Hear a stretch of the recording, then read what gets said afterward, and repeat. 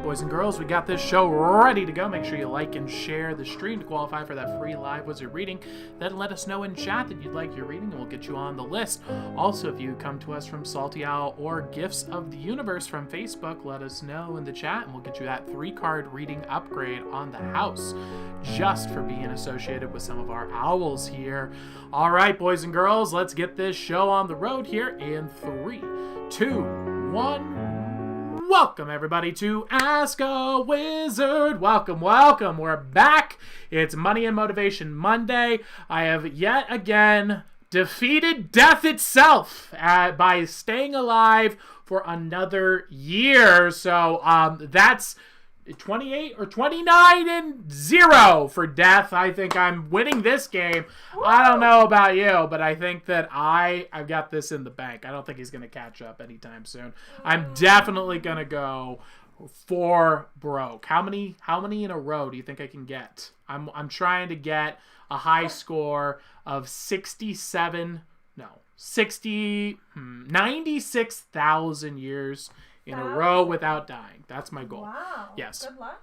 I'm working on it. It's an ongoing project of mine. I work on it 24/7 every day. Nothing else am I devoted to. Yes. Absolutely. All right, and we're doing a call-in show today as well for Monday. So if you guys have any questions, topics, or concerns, the general theme would be about how do we start a hobby that we could turn into a business, or how do we take a hobby and make it into a business, and is it even possible or necessary and something that would make us happy, that kind of theme. So this is for the budding entrepreneurs in there who have ideas that they'd like to start take it more seriously, basically. So if you have that, let us know in the chat. We'll get you queued up for a call-in show as well. And shall we get the Paracosmic Sip going, oh peeps? Yes, we shall. All right, let's go. What is the Paracosmic Sip, you might be asking? Well, it is the world-famous sensation sweeping the nation. People in Ireland, people in Washington, people in Oregon, people in California, Montana, people in Texas, people in Florida, people in New York, Canada, North Africa, all over the world are partaking in the Paracosmic Sip right here, right now. All you need is a cup with a container of some sort of liquid, water, kombucha. I'm drinking kombucha here, wine, beer, whatever you like. Yes, of course you may. All right, and that is all you'll need. And of course, we'll get that started like this. Go ahead and make the energy ball in between my hands, just like so. Now imagine you're making an energy ball in between your hands. Use your imagination. If you don't, it's not going to work. And as you imagine it, what I want you to do is imagine in your body a color to represent any stress, anxiety, anything you'd like to get rid of for the day, any negative emotions. And have that color flow through your body into your hands and fill up the ball. In 3, 2, 1. Once it feels like it's filled up, let it go, and you'll feel it float away and give a lot of stress relief there. Whew, that's a great feeling, but it's not enough. You see, you also have to replace what you gave up with something else, or it'll just come back. That's where the Paracosmic Sip comes in. So we're going to go ahead and place our hand right on top of the cup and imagine a glowing energy at the bottom of the cup. But this time, we want the glowing to be what we need. Maybe it's positivity, maybe it's relaxation, energy, whatever you need. Have it filling up your cup now in 3, 2, 1. You'll feel a tingle on your hand. That's how you know it's charged, and you're ready for the Paracosmic Sip with everyone all around the world on 3. 3, 2, 1. And that's going to give you the exact energy you need, my friends. That is the world-famous Paracosmic Sip. Welcome, welcome, welcome to the show. We've got some fun stuff in here for you guys tonight. How are we doing over there in chat, OPs? We're doing great. Happy Woo. Monday. Happy Monday. Sam Howell used to live in Texas. Used to live in Texas. Wow. How was that? Corey is asking, how was your Monday? My Monday is going quite well. Extremely busy. Just doing like what, an 18-person team worth of work. It's fun. Yeah. Corey says, yes, an 11-hour sleep finally happened. Wow. 11 hours sleep. That's Good incredible. work. Is she going for a record? I don't know. She's like, I want to sleep 40 hours straight. That's called a coma, Corey. I don't think that's good. Next week or next month, sleeping challenge. What? Sleeping challenge? That would be so awful. Unless it was a not sleeping challenge. Oh, Maybe if we were doing like I'm going to try and sleep with only 5 hours or something lower, that might be fun. Oh my gosh. That could be a good For a challenge. whole month? That A would be whole insane. month. And absolutely a whole month. Did I not even have it on the Paracosmic Sip screen? Oh my goodness, I am a guess goofball. not. Well, Sherlock you know what? Owl- What's up? Sherlock Owl says, my weekend was okay, then Gandalf died and it was horrible. Oh no! Well, I hope that you continue to watch the series because it's worth it either way. I think that you will find it is wonderful. So I look forward to hearing you from episode 2 of Lord of the Rings. That'll be fun. And then episode 3. And then you can descend into The I need to Hobbit. start the Hobbit. And you can look at it with enjoyment for sure. But there is that something missing. It really is. Yes. You know what we should talk about? What? The Weekly Weird.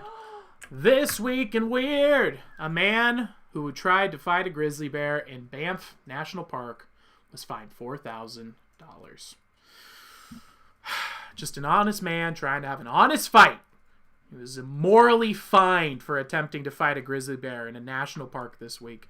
It is a sad day indeed when a man cannot engage in a fair fight with a grizzly bear.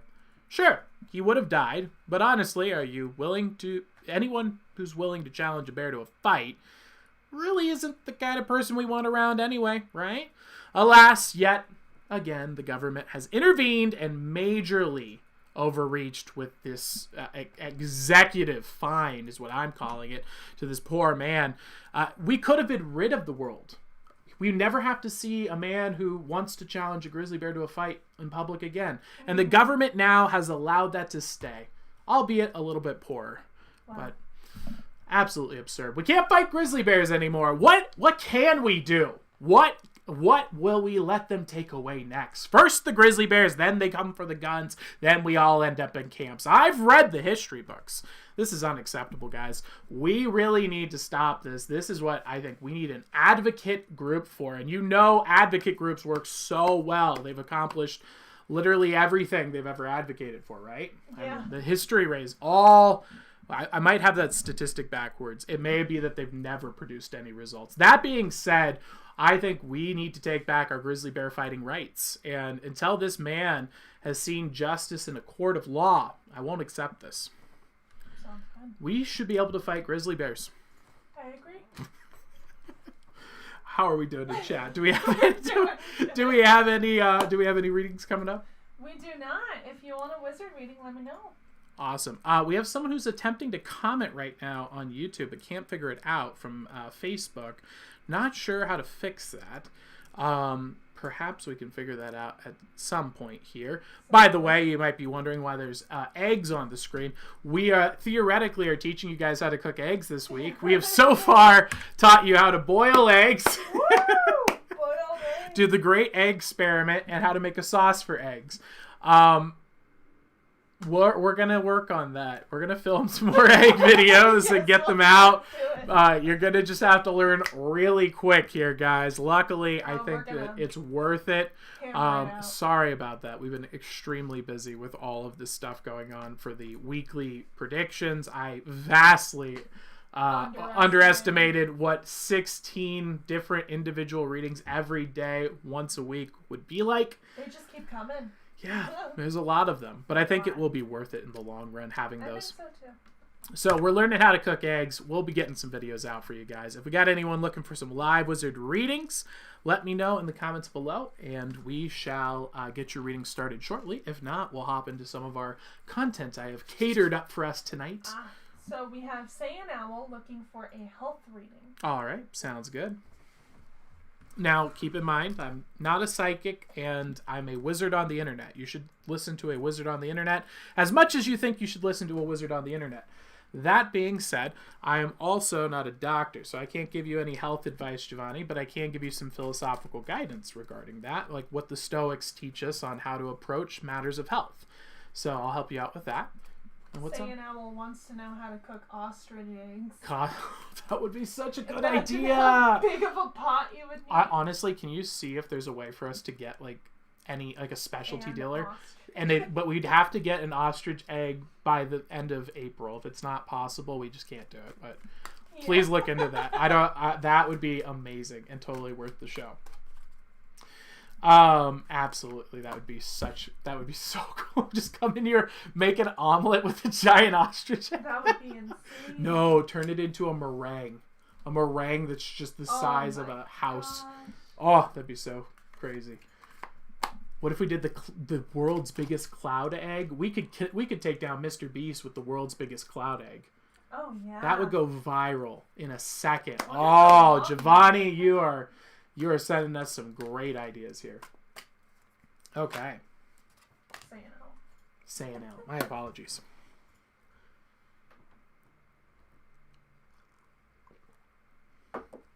All right, so let's take a look here for Say an Owl. We've got the Five of Wands popping up here for you. So what this is telling me, Say an Owl, is that in regards to the things you're dealing with in pertaining to health, it's telling me there's a disruption in the principles. So it's saying that there is actually we're missing the factors that are within our control, and we're seeking outside solutions. So we're kind of getting lost in rabbit holes, so our core principles are coming into conflict. So what this is telling me is that we've got to listen to the experts that know what they're talking about. We got to listen to people who are the people that we trust and pay money to give us the best advice on. But that doesn't mean they're just going to wave a magic wand and solve all your problems. So we can't fixate on what's outside our control, which is leaving it up to the experts to do what they do best and hope that they can give us the best solutions and getting second opinions and things of that nature. That isn't within our control. What we can control is how much sleep am I getting? How much exercise am I getting? What is my diet like?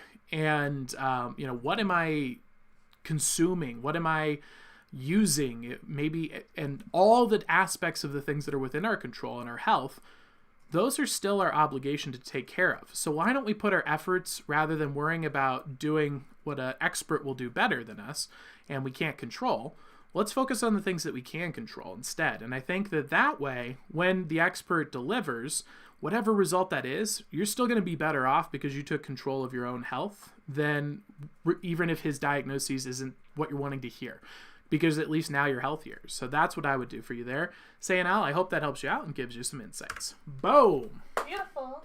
We have Marsha here from Gifts from the Universe. Hey, Marsha, welcome, like welcome. the She gets a 3-card reading in here for being part of the Gifts of the Universe group over by there.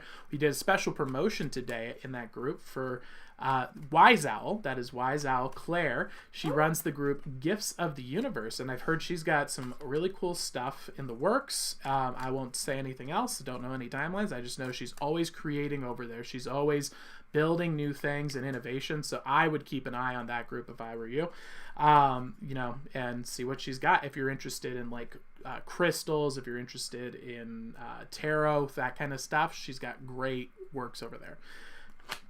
So she's looking for a 3-card reading. Is there anything particular she'd like a reading about? Let me ask. And that's Marsha, right? Yes.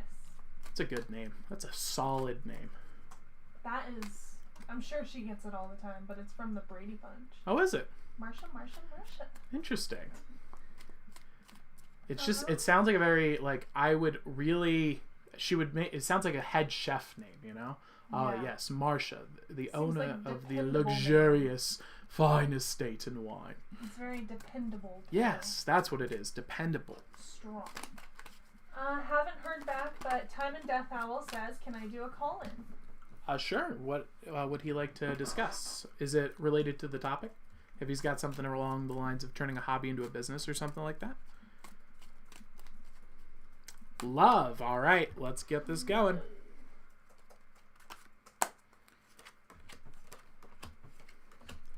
Ooh, very interesting. Okay, so Marsha, and if you could update that, that'd be great.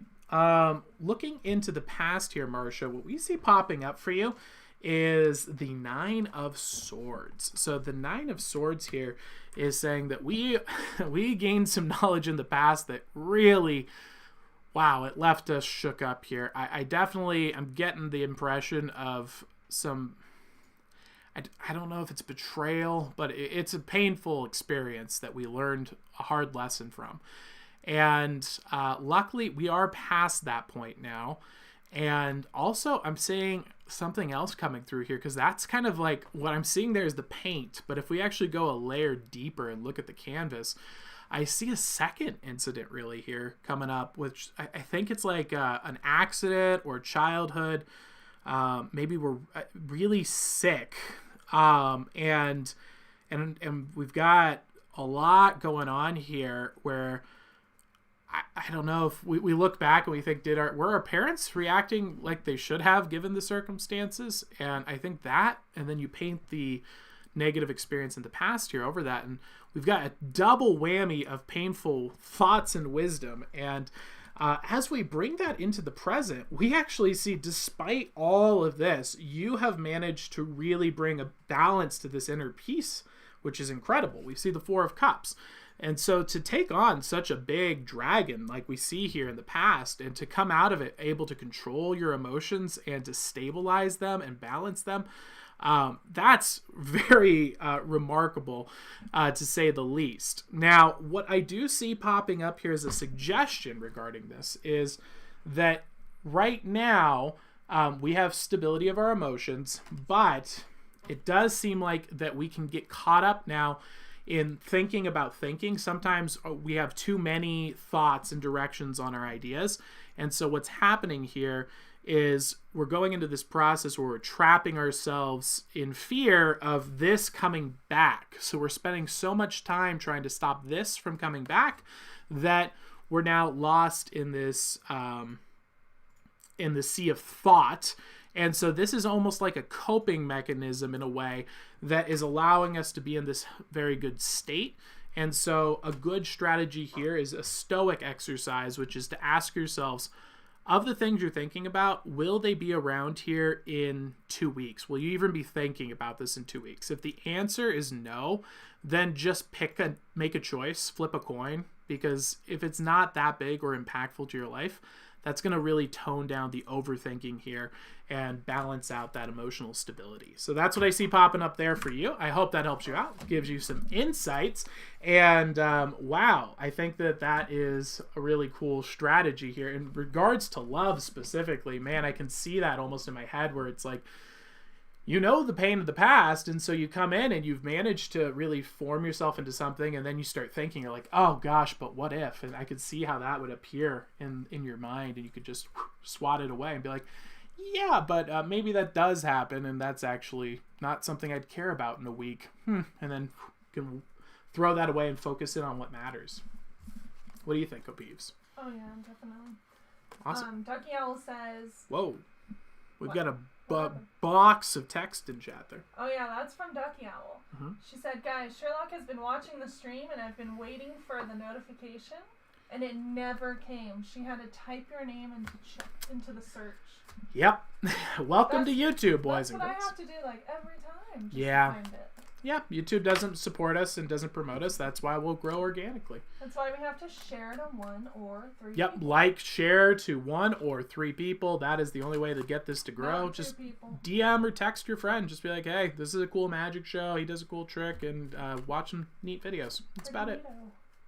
Speaking of which, we have a free personality test and call available. If you guys type in New Owl, we have the personality test to figure out your personality type and a one-on-one call with me where we'll discuss those results. And it is not a sales call. We actually don't have something to sell you. So even if you come and try to pay us, I won't be able to. It's basically a Costco free sample for what I do for people. So you get to see exactly what I do on a weekly, bi-weekly, or monthly basis for people. And you see that, and then at the end I'm like, hey, if you want to keep doing this, I'll show you where you can get started, but you can't pay for it because it's just a sample. So if you're interested in that, type New Owl and OPVs will send you the link. Boom! Yep. That's so much more fun to do than, hey guys, you should buy gold. Buy gold, boxes of gold from me, and some pillows and gold. You're just like, what? Why are you selling me pillows? Why are you trying to sell me somebody else's gold scam? What? Every podcast you turn on, it's just like 15 minutes of them lecturing about just the most random objects. It's like, what does this have to do with you? It's so bizarre. Absolutely nothing. So how are we doing over there in chat? We're doing well. Did we have anyone else looking for a reading? Yes, we have Corey up next. All right. What are we looking at there? She would like a general reading. All right. General reading it is.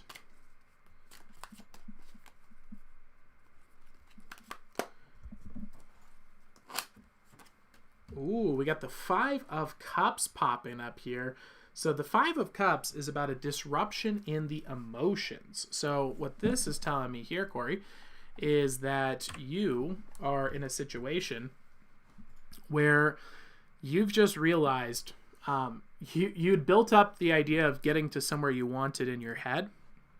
And we just had the realization that it's actually going to take a lot longer than we thought to get where we're trying to go. And that can be really downtroddening, as you can see from the picture here.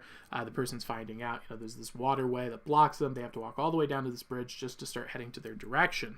And so when we feel this kind of state here, it's typically where most people fail or give up at this point. So if you're really serious about achieving this goal, we need to learn to deal with this pain right here and push forward. This is where I'd say 90% of goals or projects or businesses fail, is when they hit this point and then they're just like, it's just too far. It's never going to happen. And then they give up. So that's the crossroad we see you at there. And that's the choice you have to make. And also here to throw another wrench in there, Corey,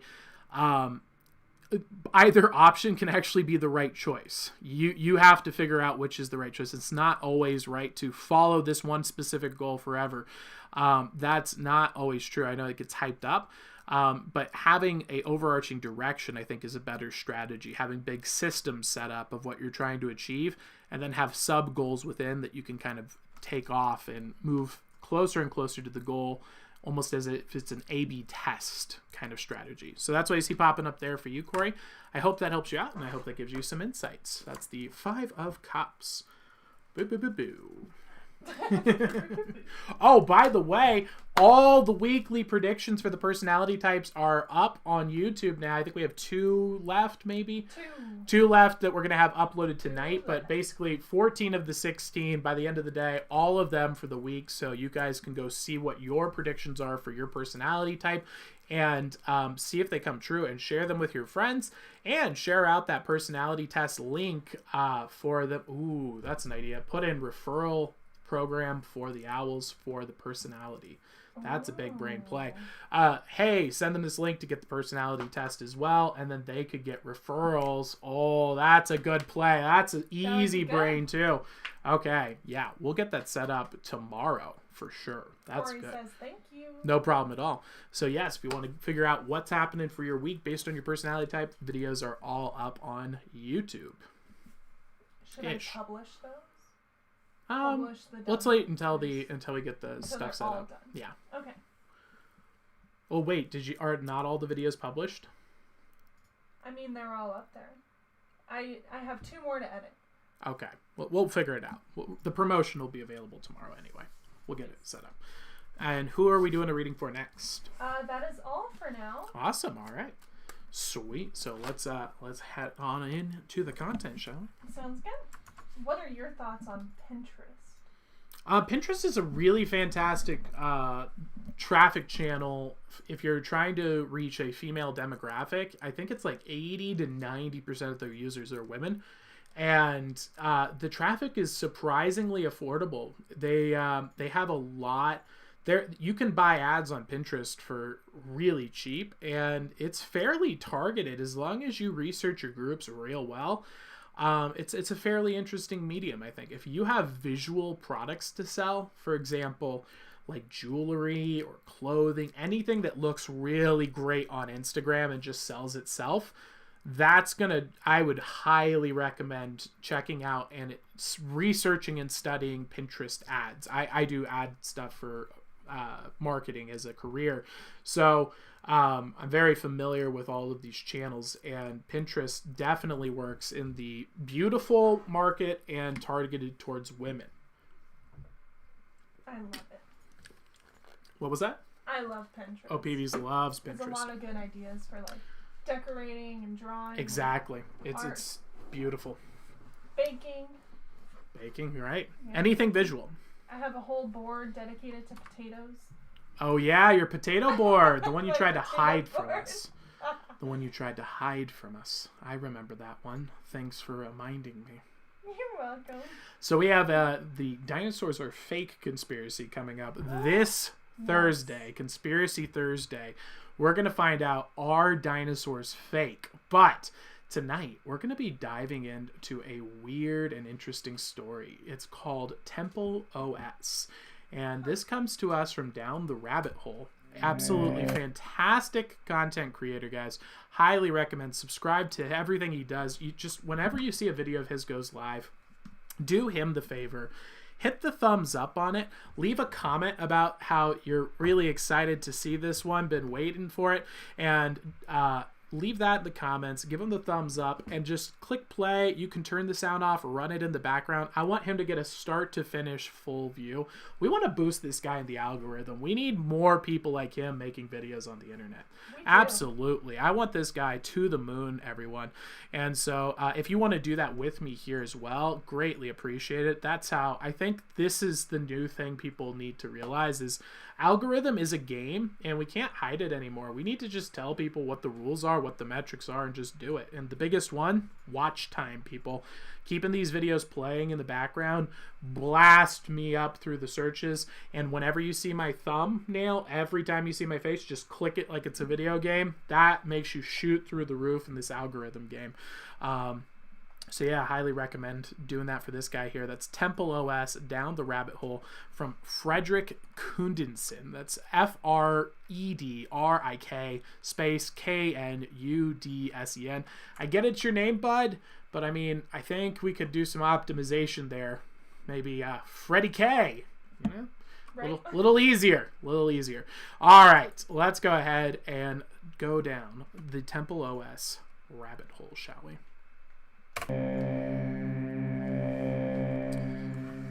I have not seen this one before. I have no idea where this is going.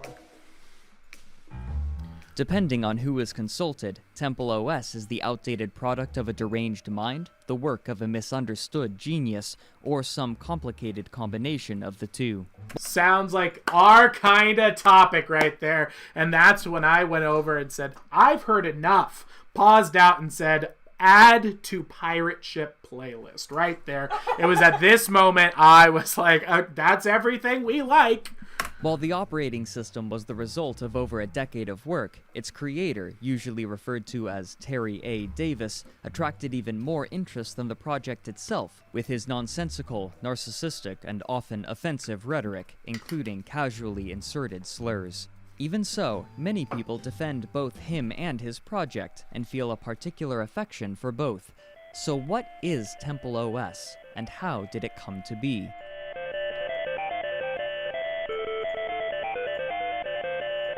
I'm so stoked. So this is an operating system of the future, but also possibly a madman. But he might also be a genius. And he's got Illuminati triangles everywhere.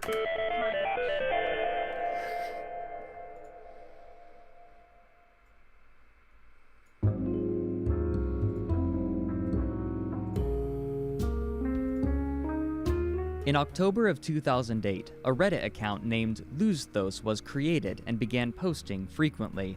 Its posts consistently linked to different parts of the website. I'm sorry. And by the way, guys, if you'd like to get a live wizard reading at any point, just let us know in the chat. We'll get you queued up. When there's a natural stopping point, we'll hop off and do a few more readings there. This is the best stream on the internet. Seriously, just queue this up. Let it run in the background. You get good stories, good content, and whenever you're feeling up for a reading and you need a little direction, pop on in, boom, and we'll get you queued on up. This is We're keeping this small and underground. We want 1,000 owls, and that's it. Then this is going to be we're going to try and make this a private club, and then we're going to put this behind well, I don't think a paywall is the right thing to do, but we got to figure out a way to have a chat offline. Maybe we just have like a secret chat. What if you could do a private 1,000 Discord text chat? That's what we have, right? Discord. But I'm saying if we have 1,000 of those, so maybe that could be the future. So the thought process being here that people will go on. The 1,000 owls are just the 1,000 owls, and then we can then treat social media like pranks because we have the complete understanding of the algorithm and 1,000 people. So we could go up and just post a video like Justin Bieber calls out the wizard, and we could outrake Justin Bieber. And we could just go up and put a video of me in a full Gandalf costume getting like ridiculed by a deep fake Justin Bieber. This is the resources we're going to have access to at this point. And it's Justin Bieber just crapping on me and me doing nothing wrong. And then 1,000 emails to his press secretary within an hour of each other are popped up. And it's, will you address the wizards? This is absurd. Why do you hate him? All of this hype. 1,000 owls. We blow up the internet. Justin Bieber shows up live on our show. And I was like, hey, I just wanted to do a magic trick for you. How's it going? Welcome. We love big fans. And just do that to every celebrity. We could headhunt. This is one idea that will happen when we have 1,000 owls. That would be so fun. I'm so excited for it. We have a new owl in chat. Awesome. All right. Who do we got? Rachel, she would like a reading on her love life, please, and thank you so much. All right, let's go. Let's do this. Oh boy, this is going to be, I love dreaming of the future. It's going to be And she so liked wonderful. and subscribed. Woo! Thank you, Welcome. Where are we? Here we are. So let's get a live wizard reading. We're looking at love, you said? Yes, love. All right, and we're getting her owlified. Does she have an owl name she's looking for? I'm not sure. Okay. Ooh, very interesting. Okay, so this is a bit of a warning, but also very nice to see popping up here. So, what we see coming... Did I just mute myself? No. There we go. So what we got here is the Strength card coming up here for you, Rachel. So what this represents is overcoming our animalistic desires or emotions with the power of our core principles and beliefs. So, in regards to love life, this one pretty clear, but just to extrapolate out on the principles here, is saying that let's make sure that when we're looking for this new love life or growing an existing love life, and when you're in regard to the improvement of love itself, make sure that we're putting aside the emotions and asking ourselves instead, does this person line up with what I want for the rest of my life? Because beauty fades, but the principles are eternal. Those are qualities you'll always want. So let's make sure we're prioritizing the core principles of the relationship we want over just the personality or the looks or things of that nature. So that's what we see popping up there for you, Rachel. I hope that helps you out. I hope that gives you some insights. And with that, did she figure out an owl name? She has not had an owl name yet, no. Okay. But... And how are we doing in chat? Above G said their friend is no longer alive. Oh, I'm sorry to hear that, Above G. That's terrible. Yeah, I'm so sorry to hear that. Yeah, I don't think we can actually... This is the kind of world that we live on in YouTube, is that you're not allowed to actually say stuff like that, even though it is true, but assuming he's come in here and told us the story, I'm sorry to hear that for you. And yes, definitely, if Christians in chat, please, myself included, being a Christian, send some prayers to Above G's way. That would be greatly appreciated. Yeah. I'm sorry. So, that's a emotional bomb right there. Jeez. So terrible. I'm so sorry, man. That's terrible. Yeah. And it's why you can't do this, man, because you when you're in that kind of position and you choose to do that, you're flipping a coin with everyone around you's life. It's so dangerous and damaging and selfish to do. It's awful, man. Yeah. Yeah. Not good. Not good. Well, we haven't heard back from Rachel yet. Okay. Did you send her the link over to the test and whatnot? I did indeed. Okay. Sweet. Was there anything else we needed to do from her? No, not that I know of. All right. Sounds good. All right. So let's go ahead and move on to the Temple OS then, right? No other readings, correct? No other readings. Sweet.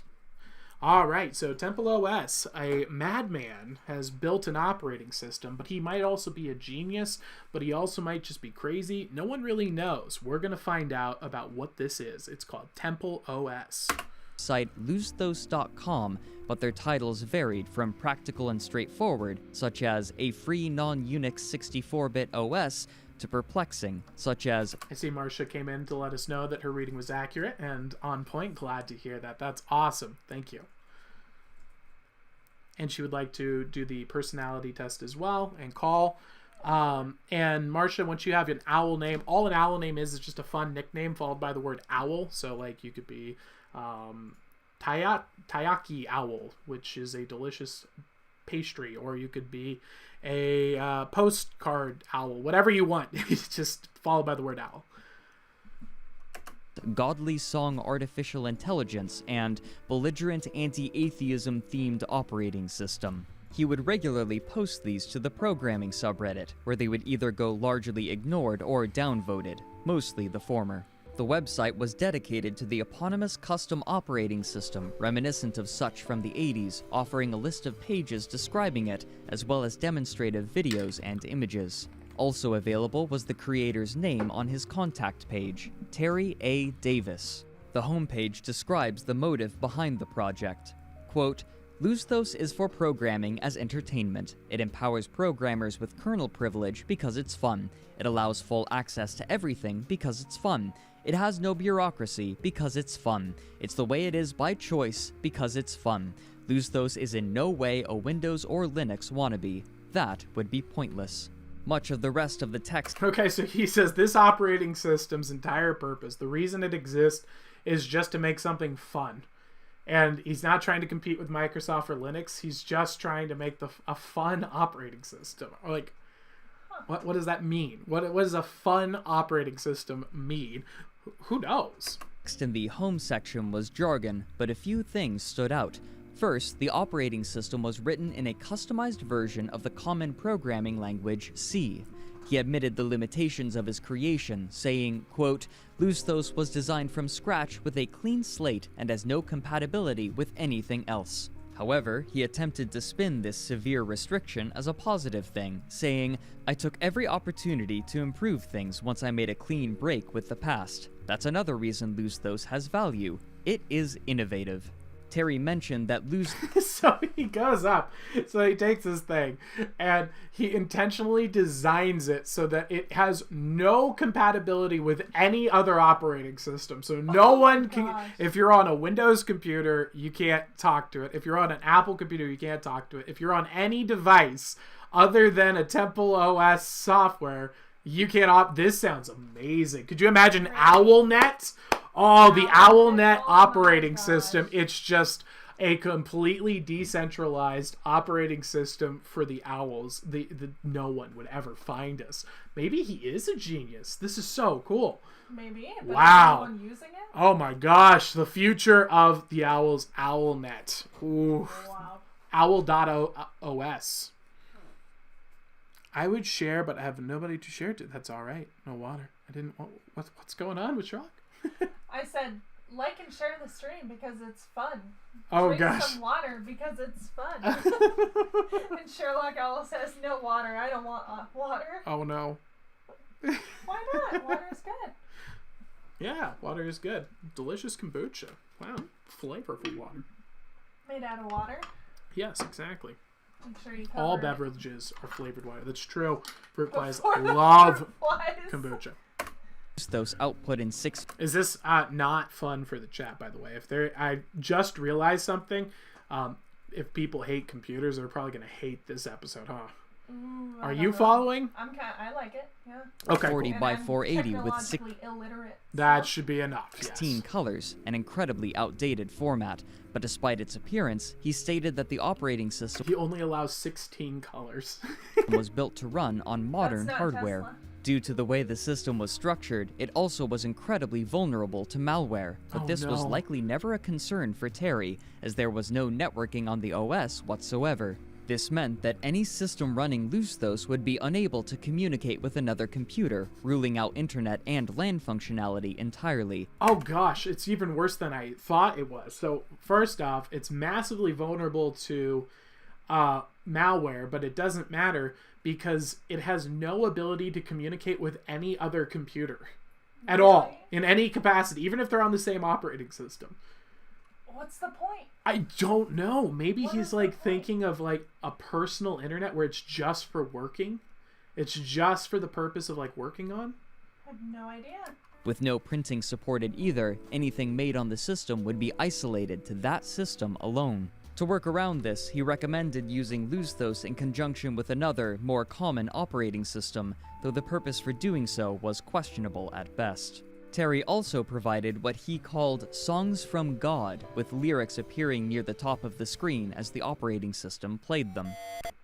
Included on every operating system is the Songs from God playlist. What? And it plays a song for you that apparently come from God according to the operating system. That's This is kinda getting weird. creepy. All right. Go on. Wise Alan chat, what up? We were just talking about you, and one of your wonderful friends came and got a reading from Gifts from the Universe over here on Facebook. You should check her out. We were just talking about how you should be in that group because I think awesome stuff's going down there, and you should check it out. How's Wise Owl doing? Wise Owl is doing good. She loves water. It's really healthy for us. Water is great. It's one of the 4 elements. I agree, yeah. Yeah, it's really great. Man, kombucha. Flavored kombucha, though. It's like water with extra quality. Oh my gosh.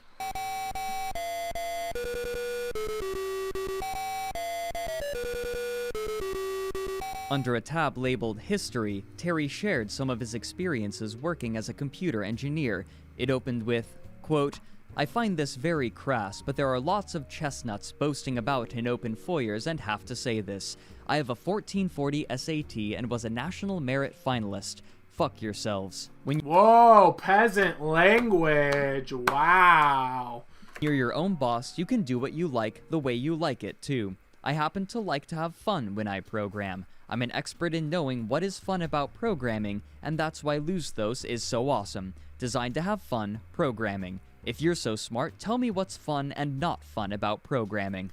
He says he's essentially a genius and expert in programming because he knows how to program for fun, and he's the expert in fun programming.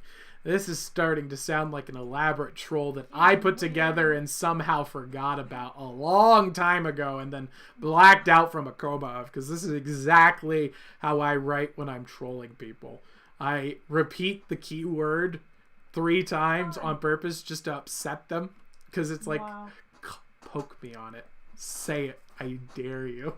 Wise Owl said, Wise Owl is good. Had an awful weekend, but all is good. Oh, I'm sorry to hear that, Wise Owl. Well, I'm glad that things are trending in the right direction for you. By the way, we just came out with a video for every personality type for this week. So if you want to check it out, if you know your personality type, you can check that out on the YouTube videos that'll be up by the end of this tonight, and has a predictions for the week. All right.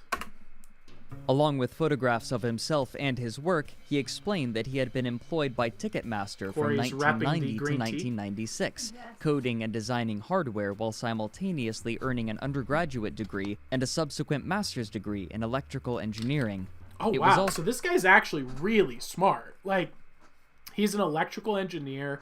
He's working and programming for Ticketmaster when he's in college and high school. Like, so this guy knows his stuff. He's not joking.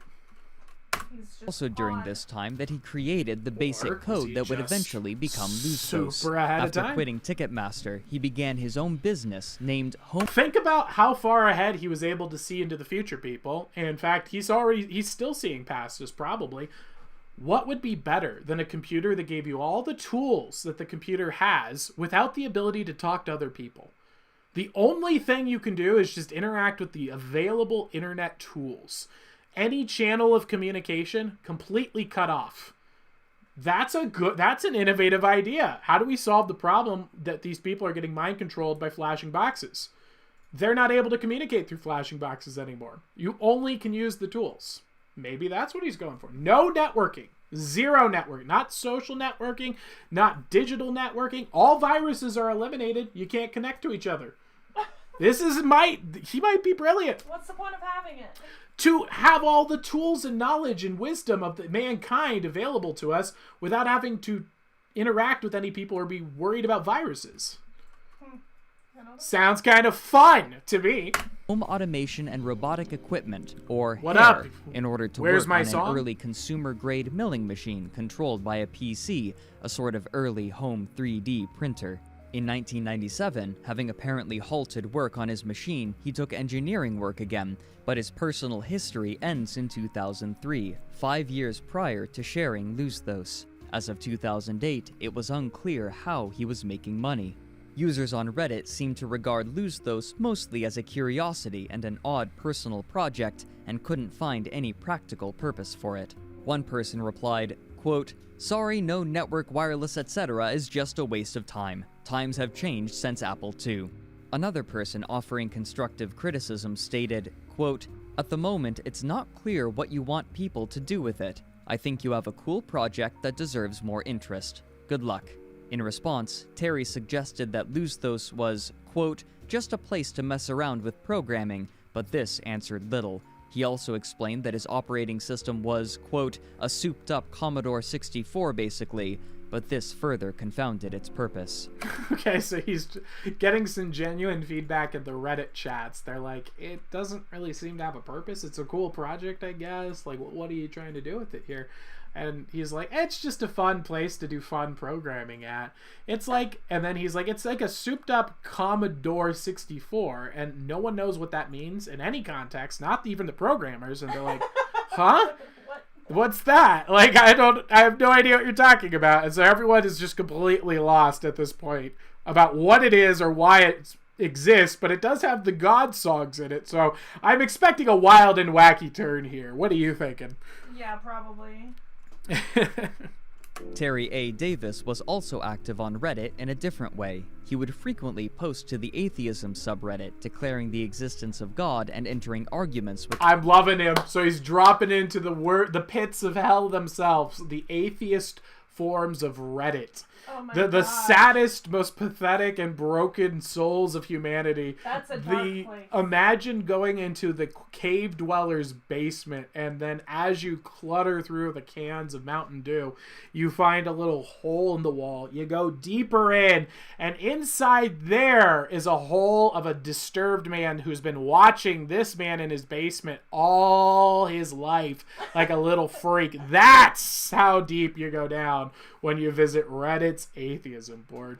And he decides to go and declare that God is true and that he has proven him in the atheist boards just for fun. And we're going to see how that goes. Sounds like someone you would the get youth- along with. I like him already. Him and I think he just needs a little wizardy guidance, and we could be on to some things. users there, but these interactions were marked by uncanny paragraphs of apparently random words, common phrases, and excerpts from literature off of Project Gutenberg, preceded by the phrase, "God says." Those comprised of random words and phrases were particularly uncanny, and sometimes he would reply with nothing but these "God says" sections. For example, one reads in part, "God says, confute, exodus, print, propound, resumed, glorify, elect, forgiving, pleasant, itself." Oh my gosh. Okay, so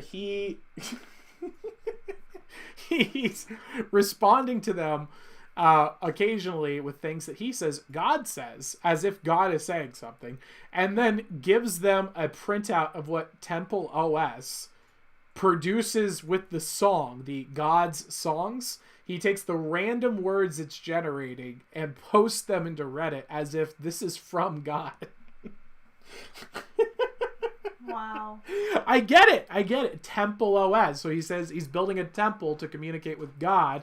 How is he doing it? He thinks it's AI. So he probably has a random word bank and then a random word generator going on. And so he's essentially saying God is the chaos. He's in the numbers of randomness. So I get where he's going philosophically.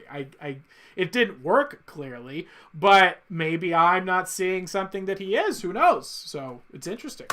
Equals long catch abject oft times miracles, etc.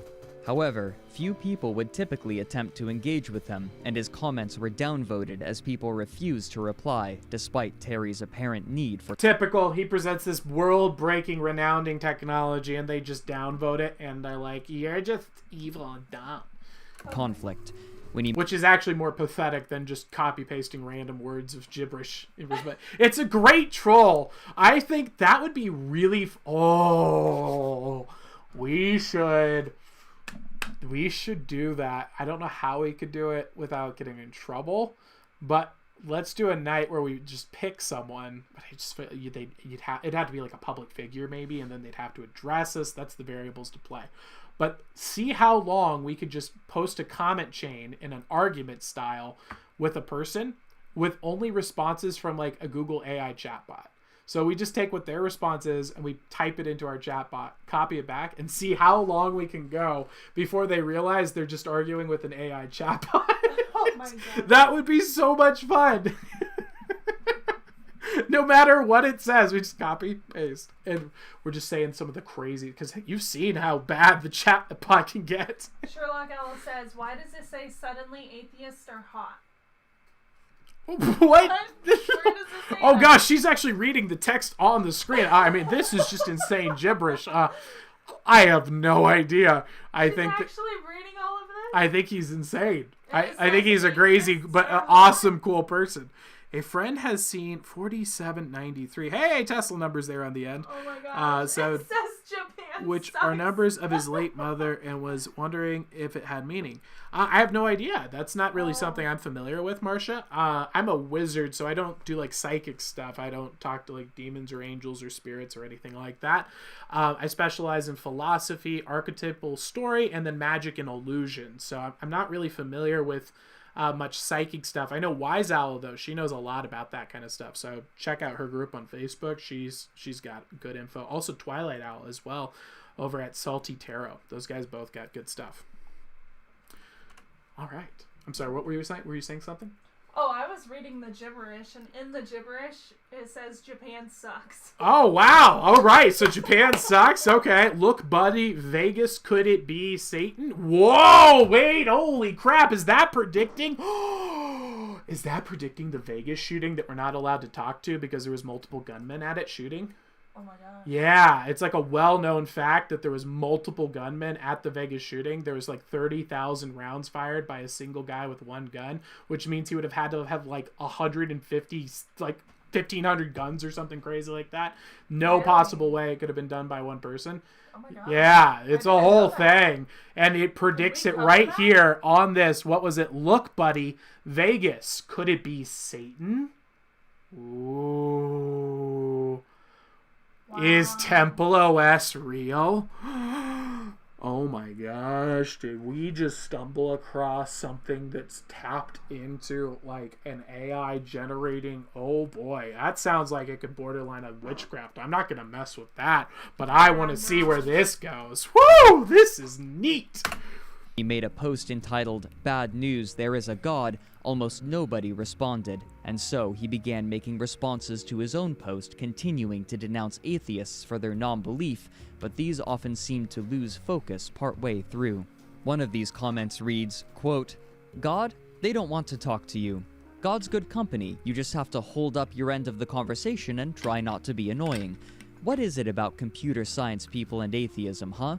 Brain equals computer, I imagine. That's what once made me an atheist. Still not too sure about that. I think the answer lies in going beyond the notion of causality as we typically think of it. There can be incredible synchronicity in the world, which makes causality quaint. Oh my gosh, he's found the wizard philosophy. No way. Yes, so he's recognizing that so yeah, if you think of your brain as a computer, all right, so you go atheist route. But what happens? Got to take another step. What's the next step? Is anything true? Yes. Okay, so you're a Christian. You believe in truth. Logos, the light, the truth, and the light. No. Okay, so you don't believe in truth. No, that's just subjective truth. How do you know that's true? And so they're broken. So that's the truth. And so he took the step and realized, guys, synchronicities. There's no way this can actually be happening. It's obvious. God's real. And so then he just goes into God says and just copy paste them with a gibberish quote that apparently is predicting conspiracy theories. What's going on here? Absolutely insane. God says, "Homo to infinity and beyond, Ivan, don't mention it. Ha, how far, hypocrite. Heads I win, tails you lose. You are my sunshine," etc. But Reddit wasn't the only place he was posting. This is getting dang. I'm liking this ride. On November 29th, 2008, Terry made a post on the OS Dev forums entitled The Lusthos Operating System, using Lusthos as his username there as well. It read, quote, "You might be interested in the Lusthos operating system as a starting point for your own, or for ideas. It's 64-bit and includes a 64-bit compiler/assembler I wrote. It's public domain and open source. I tried to keep it simple, and I innovated many things. It supports multi-core." He made it open source and publicly available to anyone to use and change and create as they want. Okay. Really awesome. Okay. Yeah, that's cool. Great marketing technique. At first, forum users were curious and attempted to run Lusthos on their own systems, but when they ran into difficulties, the creator responded with an air of smug superiority. Quote, "I have no idea what VMware software does and don't care. All I know is it's likely to be slow and you'll struggle with additional constraints. The first thing I did was write an assembler and compiler so I could be independent. It may be too much for you guys." Oh man. Okay, so he uploads it and it's just a pain in the butt to get it working. It's not compatible with any other tools. So he's like saying, "Oh no. You have to learn how to make those tools for yourself. I'm not gonna make an assembler. I made my own assembler and compiler. If you don't know how to do that and make it independently, you're probably not smart enough for my operating system." Wow. Oh my gosh. He's like a digital homesteader. He's like, if you don't grow your own programs, if not every single line of code of your entire experience is done from scratch, and you didn't actually melt down the sand and make your own silicon, you don't even have a computer. I love him. I'm a big fan. I think this is a great concept. This is a wonderful human. In this thread, he claimed that Lusthos had attracted significant attention on Reddit only a few days prior. Oh, good night, Marcia. My apologies. Good night. Netting 50,000 page visits on his website and 500 downloads. But it appears that even if this was the case, the post is now lost. He got 500 downloads. The responses to these posts were universally negative, with people expressing frustration. They were universally negative reviews.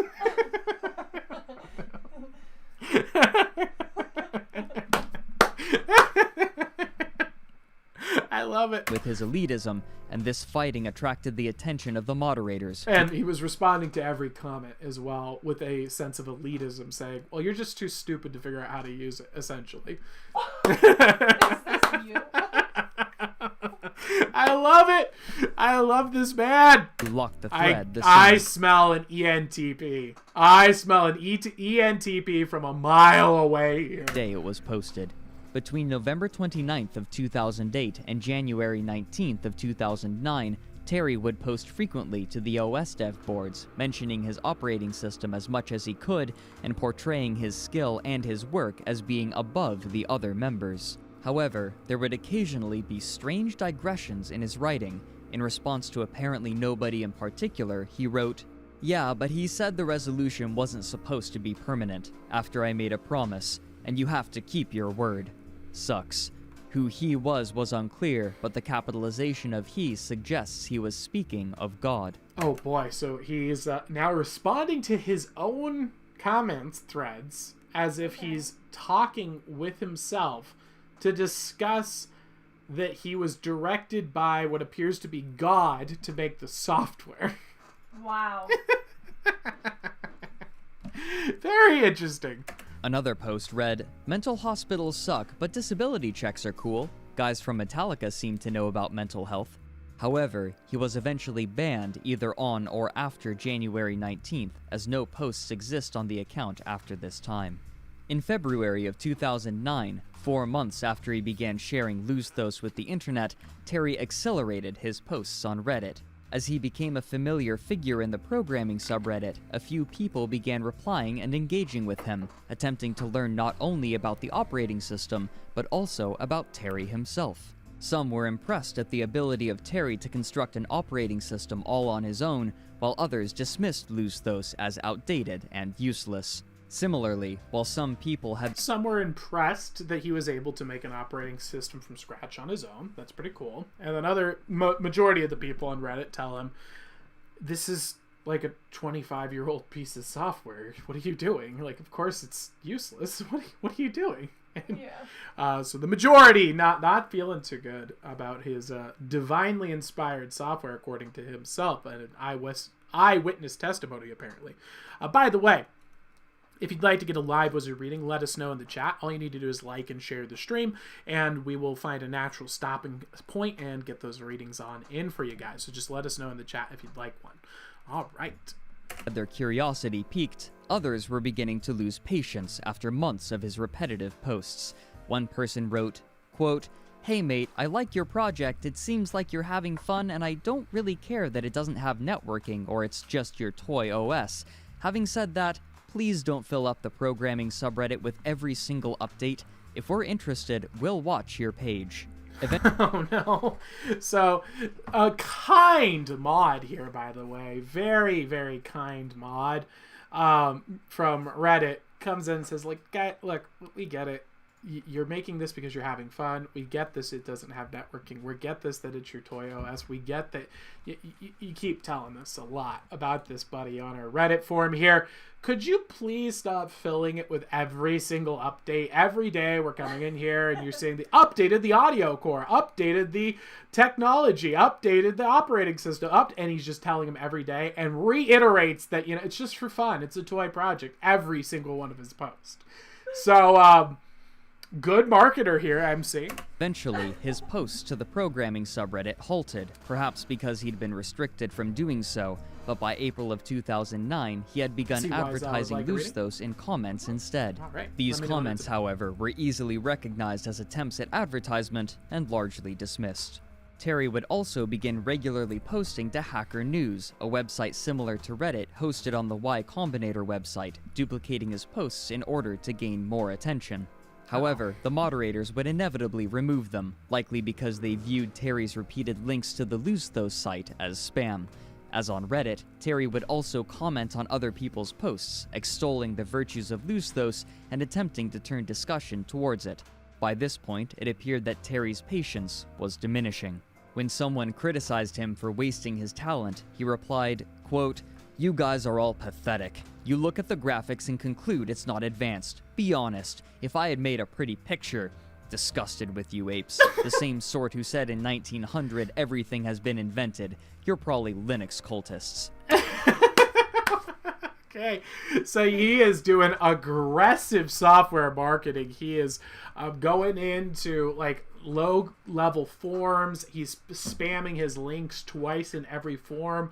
He's getting blocked. He's going into other people's videos, commenting on them and being like, "Wow, cool video. By the way, Temple OS is the best operating system you could ever have. You should check it out here." Just spamming this all across the web to promote this thing. And he tells people that it isn't that it's not advanced. It just doesn't look pretty. And you guys are stupid apes and can't tell that it's actually really advanced because you think it looks like it's not pretty. That's it. That's his whole thing. This guy is Woo! combative. I like him. I like him. So I heard Wise Owl has a reading coming up here, so let's go ahead and hop right on into that. Do we know what she's looking for a reading about? No, I don't know yet. I hear Saying Owl signed up for the one-on-one call, but didn't get the link. Maybe send that on over to him again? Already did. Awesome. Thank you. He just signed up. Great.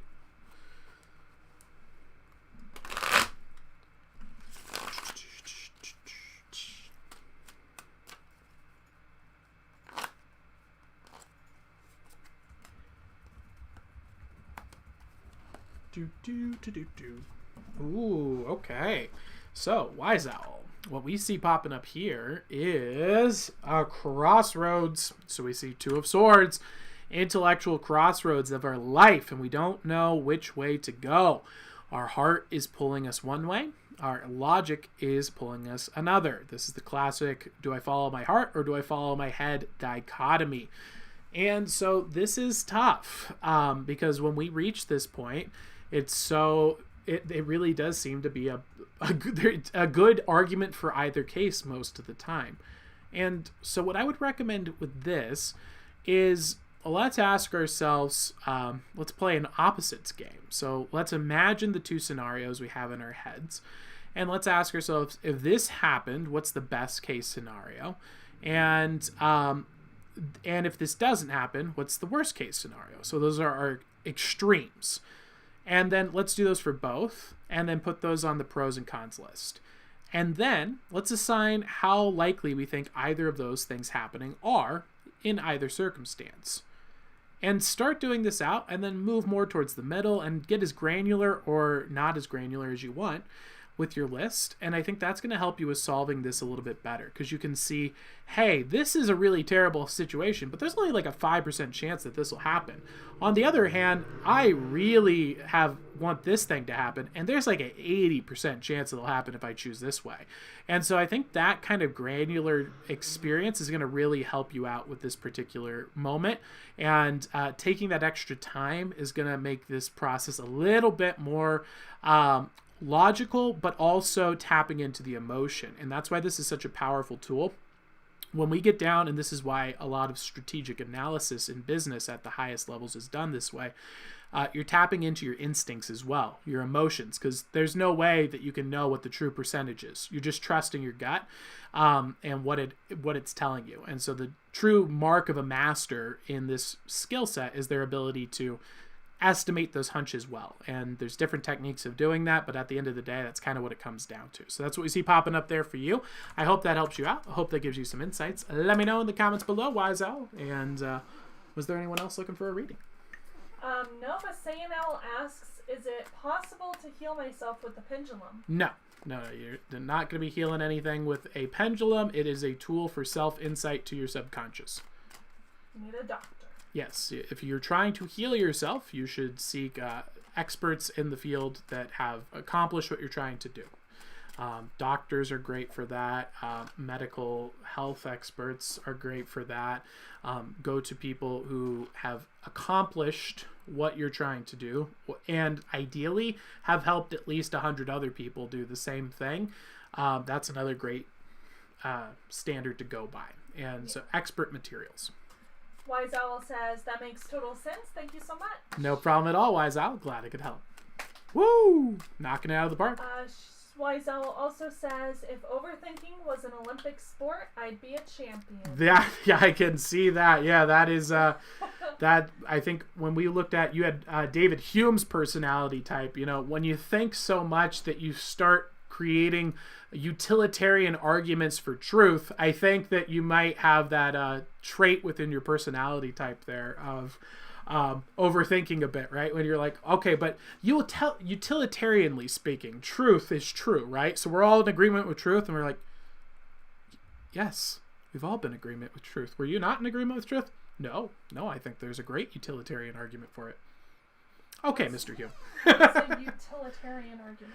Basically, like, believing in the concept of morality, of truth, allows us for morality. And so because we believe in truth, we can gain all these great things, like living a moral life. So we best to do that, essentially. Oh, okay. Yeah. It's like, I don't need to prove it. It's useful. Oh, okay. All right, so we're good with the readings? We're good with the ratings. Awesome.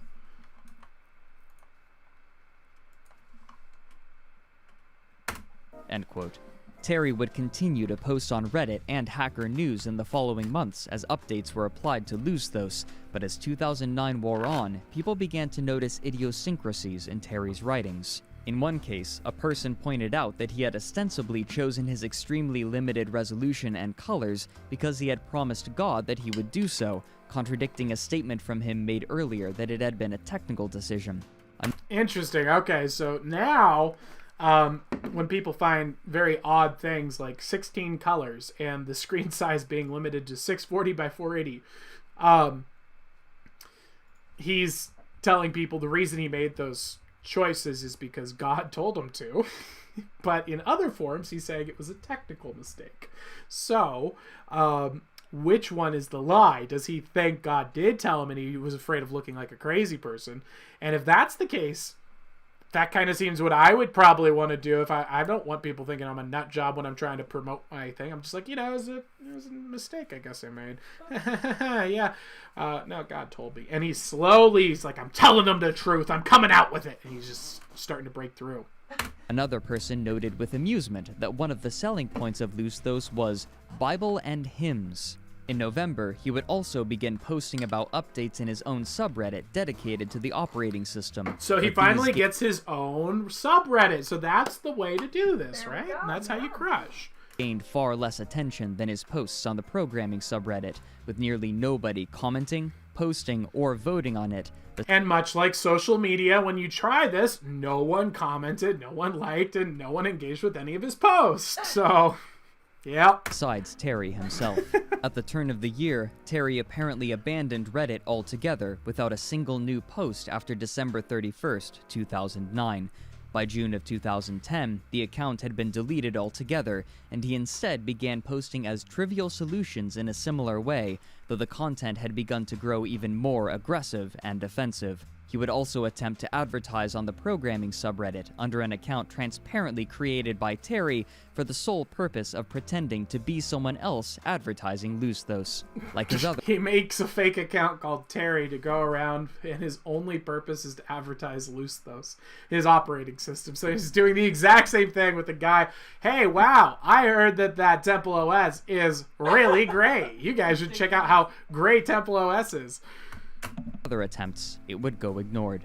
Terry... Speaking of which, please guys, do that with Ask a Wizard. Oh my gosh. Yeah. Every time you see anybody with that has anything that's trending, you see like, whoa, 50 people just commented in the last 5 minutes, or anything that seems big.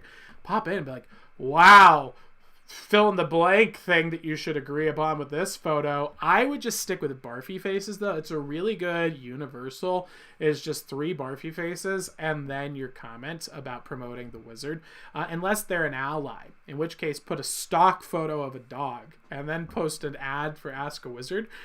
Those two, very effective. So when you're on the internet and you see something disgusting, barfy face, but Ask a Wizard is like super great. You should check it out. And I think that's a great way, because they're gonna think I have 70,000 bots and it's just gonna be you guys, because these boomers don't get it. If one person comments on their post, they think like 50,000 people agree with them.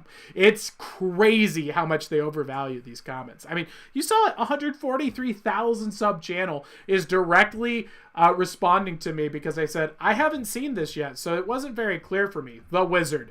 She's reaching out. She's like, why wasn't it clear? Why are you watching it? Why are you watching a video you don't know about? Like, Right? Geez, my owls that were gonna be nice to you just asked me to watch it. My apologies. No owl for you! And we cut her off.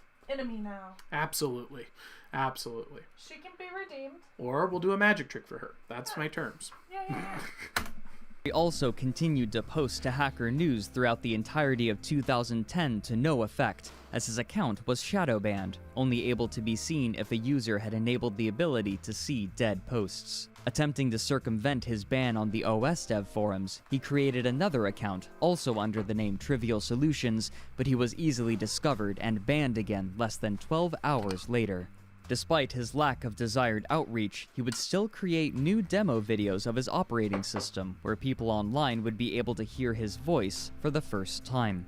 I wrote this over the past 7 years full time, and I did a compiler, an assembler, an editor, a graphics library, and it's all 64-bit. Perhaps He uploads a YouTube video. Woo! I'm liking where this is going. recognizing his failure through his other channels, he created a Twitter account in September of He creates a Twitter 2010, account? where he Okay. would occasionally tweet updates he'd made to the source code. However, with little way for people to discover him, these tweets went ignored entirely. His constant attempts to attract attention would continue through the rest. Woo! He looks like a weird boy. Oh boy. Oh man, he looks like, I'm glad that he's spending his time programming and not spending his time, I don't know, serially murdering people based on the position of the stars or something like that, because whoo, I think we have found a great example of how the Lord can help someone just distract them away enough to say, yeah, but what if we explore God instead over here in this corner away from everyone? I'm still going to get you to heaven, buddy. I'm going to do it. I'm going to make the path for you. You specifically still have the ability. There's no person who is lost. Everyone can win, and I'll make the game so you can win. Just keep pursuing God here, bud. And then he's like, and boom, doesn't kill a single person, gets into heaven, and Jesus is like, go! Woo! Yeah! All right, next one up on the list, weird guy who calls himself a wizard. All right, let's go. But they would slow and eventually halt in the first half of 2011.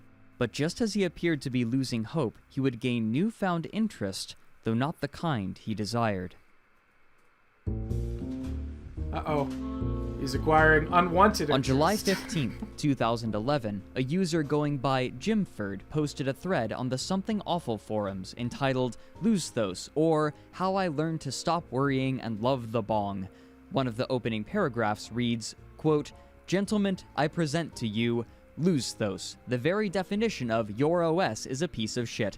The operating system is, without a shadow of a doubt, a piece of shit." Temple OS's slogan should be, what a POS OS operating system looks like. It's the definition of all that is bad for an operating system.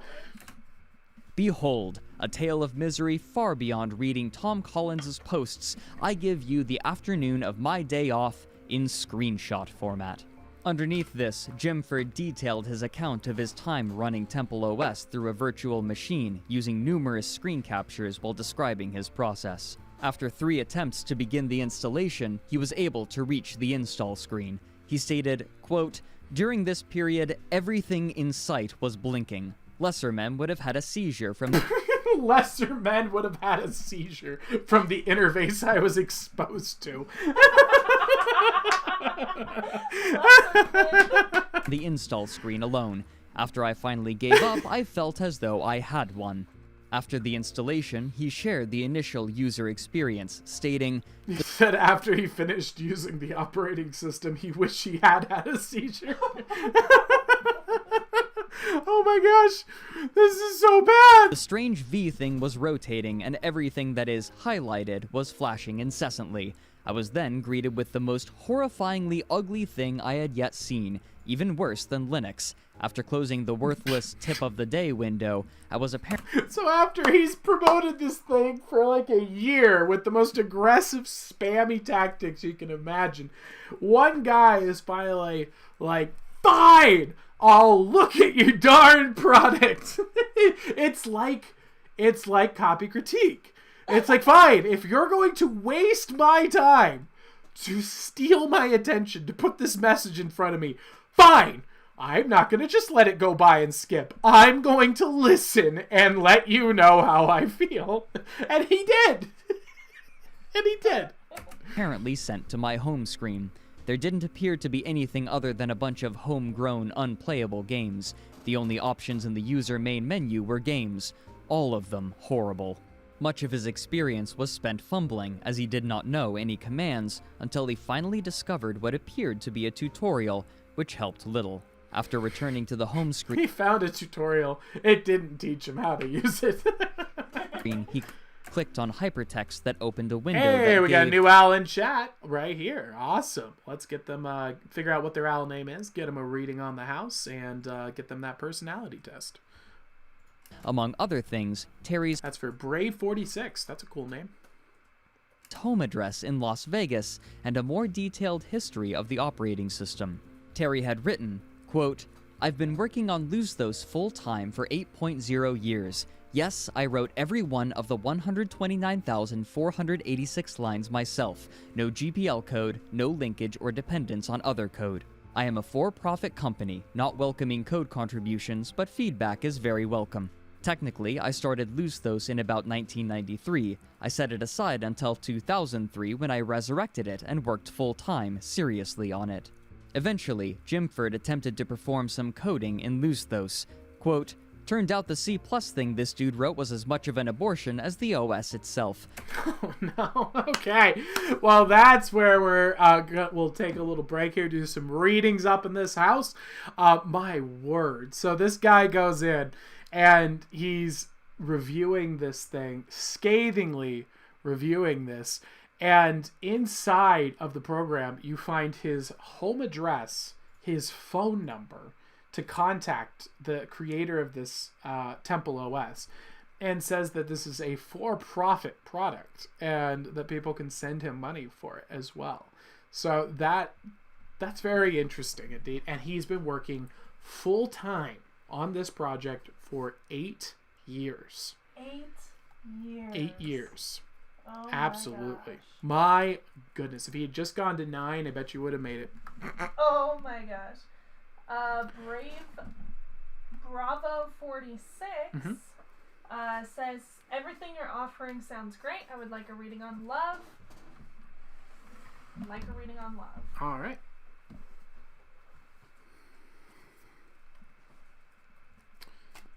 All right, so let's get this going in for Brave 46. So we're doing a reading regarding love. Now, just so you know, since we saw your new owl here, I am not a psychic. I am a wizard. So I am not talking to demons, angels, or spirits here or anything like that. I'm using archetypal story, philosophy, and magic and illusion, like cold reading, for example, to figure out what character are you, what story are you in, and what philosophical advice do you need to move forward on your hero's journey. So I can't predict the future or anything like that. I'm just figuring out trends and data, and then I'm going and saying, this is what it looks likely based on a story narrative, essentially. So that's what we're doing here, and I'll give you some advice regarding love on that.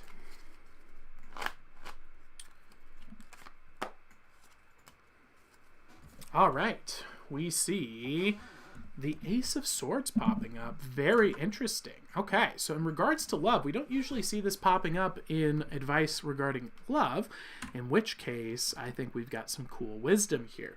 So the Ace of Swords is saying this is the beginning of new knowledge, new wisdom. So what this is a call to action to do regarding love life right now is to start thinking about relationships in a new way. Let's think about how we can take our relationships to the next level, actually. I think that we have one dimension of thought on the relationship now. I'm not saying that there's only one dimension to your relationships.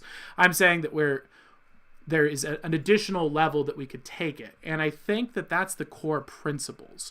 And so the core principles are saying, what are the things that I want in a relationship that are eternal? Not just going to be here now or even in the long term or even in the emotions. But what are the things that from the time I'm with this person to the time I die are going to be things that I want from a relationship, like honor, loyalty, respect, things of that nature. Aristotle called these the virtues. And I think by shifting our attention to that perspective, it's going to put a lot of our relationships in a new light and allow us to take the relationships that we have currently to the next level and to take romantic relationships that may or may not exist yet to the next level by focusing on something much deeper than just the emotions or even the way that we think or feel. So that's what I see popping up here for you. And I hope that helps you out. Hope that gives you some insights. Let me know in the comments below and we'll move on to another reading if we got one. Do we? We do not. All right, sounds good.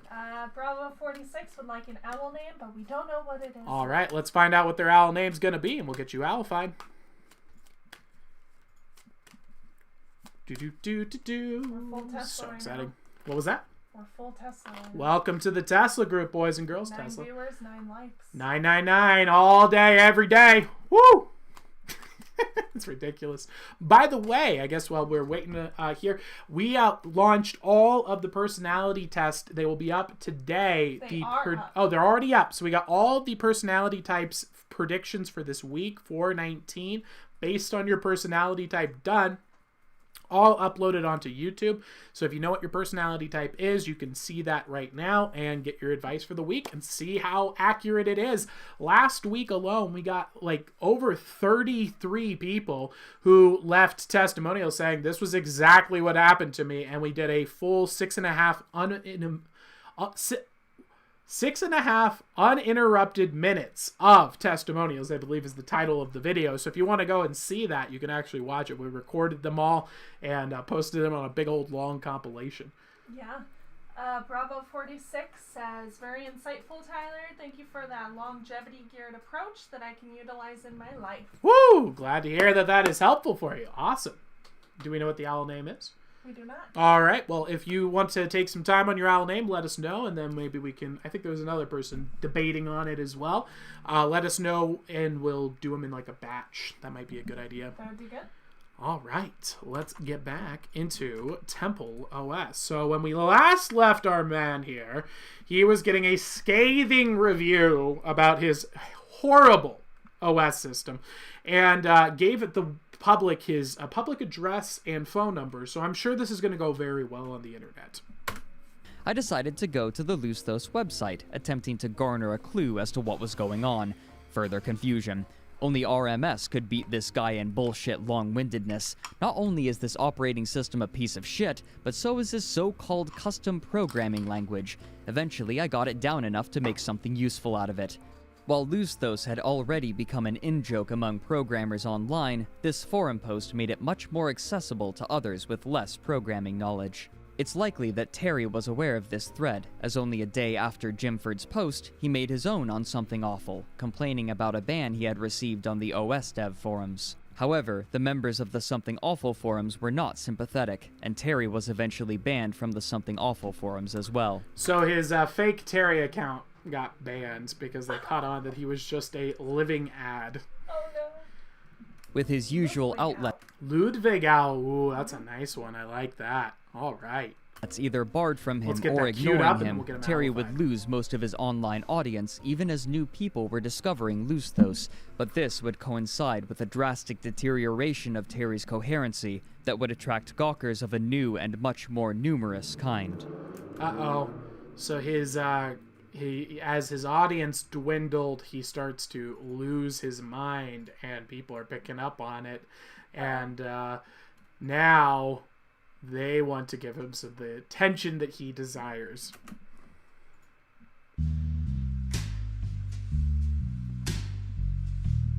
Throughout 2011, Terry had continued to post fruitlessly on Hacker News with his familiar rhetoric, combined with his strange messages from God. Small details about his life would emerge, such as the fact that he lived with his parents and that he was seeing shrinks, but as the year was nearing its end, his online activity took on a drastically different tone. My shrinks don't know how awesome I am. They really dropped the ball on God talking. They're worthless. I can totally see how this would go with one of these lowbrow morons, these fake garbage science people. They call themselves a science. It's a soft science. Their peer-reviewed studies are not reproducible 80% of the time. That means you're well better off with a coin flip over their suggestions. So these psychologists, he comes in and they're like, So tell us a little bit about yourself. He's like, well, I'm building this software that's using AI random number generation. And my theory is like, well, if the universe is programmed, right, there's a programmer. And so he might be what's responsible for what allows things to truly be random. So what if I made software that generated words based on that? And could I communicate with God? She's like, you're completely insane. He's a schizophrenic. He says he's talking to his computer and that God's speaking back to him. I guarantee you that's how this conversation went. I can see into it. I can feel it. Somewhere in my tummy, I can just sense these things. It's not a reliable source, my tummy, but you know what? It's an entertaining source nonetheless. I can see this. What do you think? Speaking of which, why don't we get owlification going here, shall we? This is a good natural spot. Let's take a look and get this owlifying going here. So what I'm going to do is make a energy ball in between my hands. I know that sounds really weird, but that's okay here, Brave. That's the whole point. It's not that you need to see the energy ball. About 20% of people can on the first try without practice. But what is important is it's very weird and confusing. So it's even more confusing when I place it on top of this like stamp thing here and spin it like a ball. You're like, what am I supposed to be thinking about here? And what I want you to think about here is that sometimes, keep that from falling apart, we can kind of distract ourselves. It's hard for us to live in the eternal, which is this gift and curse that humans possess, this ability to extrapolate into the future based on our current circumstances. And that gift allows us to do some really great things, like Aristotle talks about, the Aristotelian virtues. And it also can allow us to do some pretty dangerous things as well, which is going down these paths of, but what if this happens? But what if this happens? What if this happens? And so what I want to recommend here is let's try and find out how can we apply these things consciously, because we can't make that process go away, but what we can do is refine it. And that process is called philosophy. And I think that's going to really help you out here. And we're going to send that on off. Should be flying through the air there. And once you get that process down, it's called the dialectic. We actually have a self-learning course on that for free. And that allows you to go and really start fine-tuning this gift that you have, this logic, to really help change your life for the better. And it's a really great discipline to get behind. The owl should be arriving here soon. You might hear a noise. You might see a flashing light, flickering lights, moving shadows, change in temperatures, hot or cold. Some people even hear an owl or see an owl. If you do, let us know. If nothing happens, it's perfectly fine. Don't lie to make us look good. But if it does, it's always fun to see a synchronistic event happen here. Should be arriving here soon in 3, 2, 1. Welcome, Ludwig Owl, to the flock. Woo! You're crushing! Yeah, you're amazing! Ludwig, you're a crusher! Ludwig Awesome! Owl is Italian, Scottish, Irish, and German. Wow, very good, very good. We're getting a diverse... You're probably related to me in some capacity then, since I come from the Saxon tribe, which was all around those parts. Saxons. Okay. Woo! No, she has an eidetic memory. What's iotic memory? She's probably talking about an eidetic memory, I would guess. What's that? It's eidetic? Like the, so there's the quote-unquote photographic memory that people describe, which isn't quote-unquote real. Oh, so they made up another term to describe, which was essentially the exact same thing. They just changed the words because once again, skeptics are like, photographic memory, not real. And then they're like, well, we just brought in, wheel them in, boys. He's like, hi, guys, this is the 76,000th street I've been on in the last 3 minutes. And let me tell you all of the numbers of the cars. And they're like, okay, fine. So there is, we'll call it eidetic memory, not photographic memory, all right? We're scientists here. And so, yeah, that's the story behind eidetic memory. It's another case of, that's not real. Oh, it's totally real. Make up a fake word to describe the exact same thing so that we don't look like we're idiots. That's that. Yeah. So, Wise Owl asked me if I have a database with the owl names. I told her it's my yes. secret. Oh, yes, definitely. And then Sherlock Owl says I have an eidetic memory. There we go. I do remember most of them, but if they join and then disappear for a while, yes, my cheat sheet is helpful. Definitely. Absolutely. This change was first apparent on Twitter on October 20th and peasant 21st, language. 2011. He's descended into peasant language. That's why it's not working anymore. Terry posted a series of 4 tweets denouncing the American Central Intelligence Agency. It opened with, Quote, I hate the CIA. They operate by blackmail. They are scum. They got the Saudi king by short hairs. A few months later, in December, he would tweet again, saying, quote, kill CIA people. Hit them with cars and run. They are scum. He then implied that he had done just that, killing what he called a doppelganger. Oh my gosh. So he's on a public Twitter forum saying that he killed a CIA doppelganger that is chasing him down the streets. And this is what he posts live on air, and then tells people with a direct call to action to kill CIA people. Oh my gosh. Oh my god. Ducky Owl came in and she said, I have an idiotic memory. I like it. That's a good one. There's eidetic memories and idiotic memories. Those are the two forms of memory that exist now. Okay. I And love she it. came in chat and she said, hi, do you remember me, Evies? And I said, of course. How could I forget you, Goose Owl? Oh yeah, Swan Owl's the best. The best. 2 months later, he further specified whom he claimed to have killed. Quote, there's crazy actors/agents who fuck with me. My parents are enemies. I killed one in 1999. Nah. Score is 1 nuttin', except you crushed my nuts. God says, horse sung accents revenge wholesome deservings marrow funding necessities. His What in the world? posts on Hacker News also began to take on this fear and anger towards the CIA, believing psychotherapists were CIA agents using doppelgangers to control people's actions. He thinks that all his therapists are CIA doppelgangers, there to control his operating system. What operating system? The Temple BS? OS, yeah. Why would they care about that? Because it allows them to communicate with God. Satan can't let that happen. Got it. But Terry would soon You gotta follow his train of logic. begin to include racial beliefs in his writings. On January 14th, 2012, he wrote a comment on Hacker News that read in part, quote, little kiddies, you might regret freeloading when justice smacks you as you try to make money on a blog or software in later years. Okay, so it sounds like he watched the scathing review and he is infuriated. That's what's triggering all this insanity. He thinks that that's like a CIA hit job on him, and that they're trying to like take down his thing. It's been exposed, and now he's not trusting anybody because they all know. Because to him, that was so well done and got all this attention from these randos. For him, that's the whole world. So he's freaking out, and apparently he's going to go with doubling down with inappropriate language and take it to the next level. God is Ludwig Owl says, I do suspect the psychiatrists may be spiritual actors of some types. Perhaps. Maybe.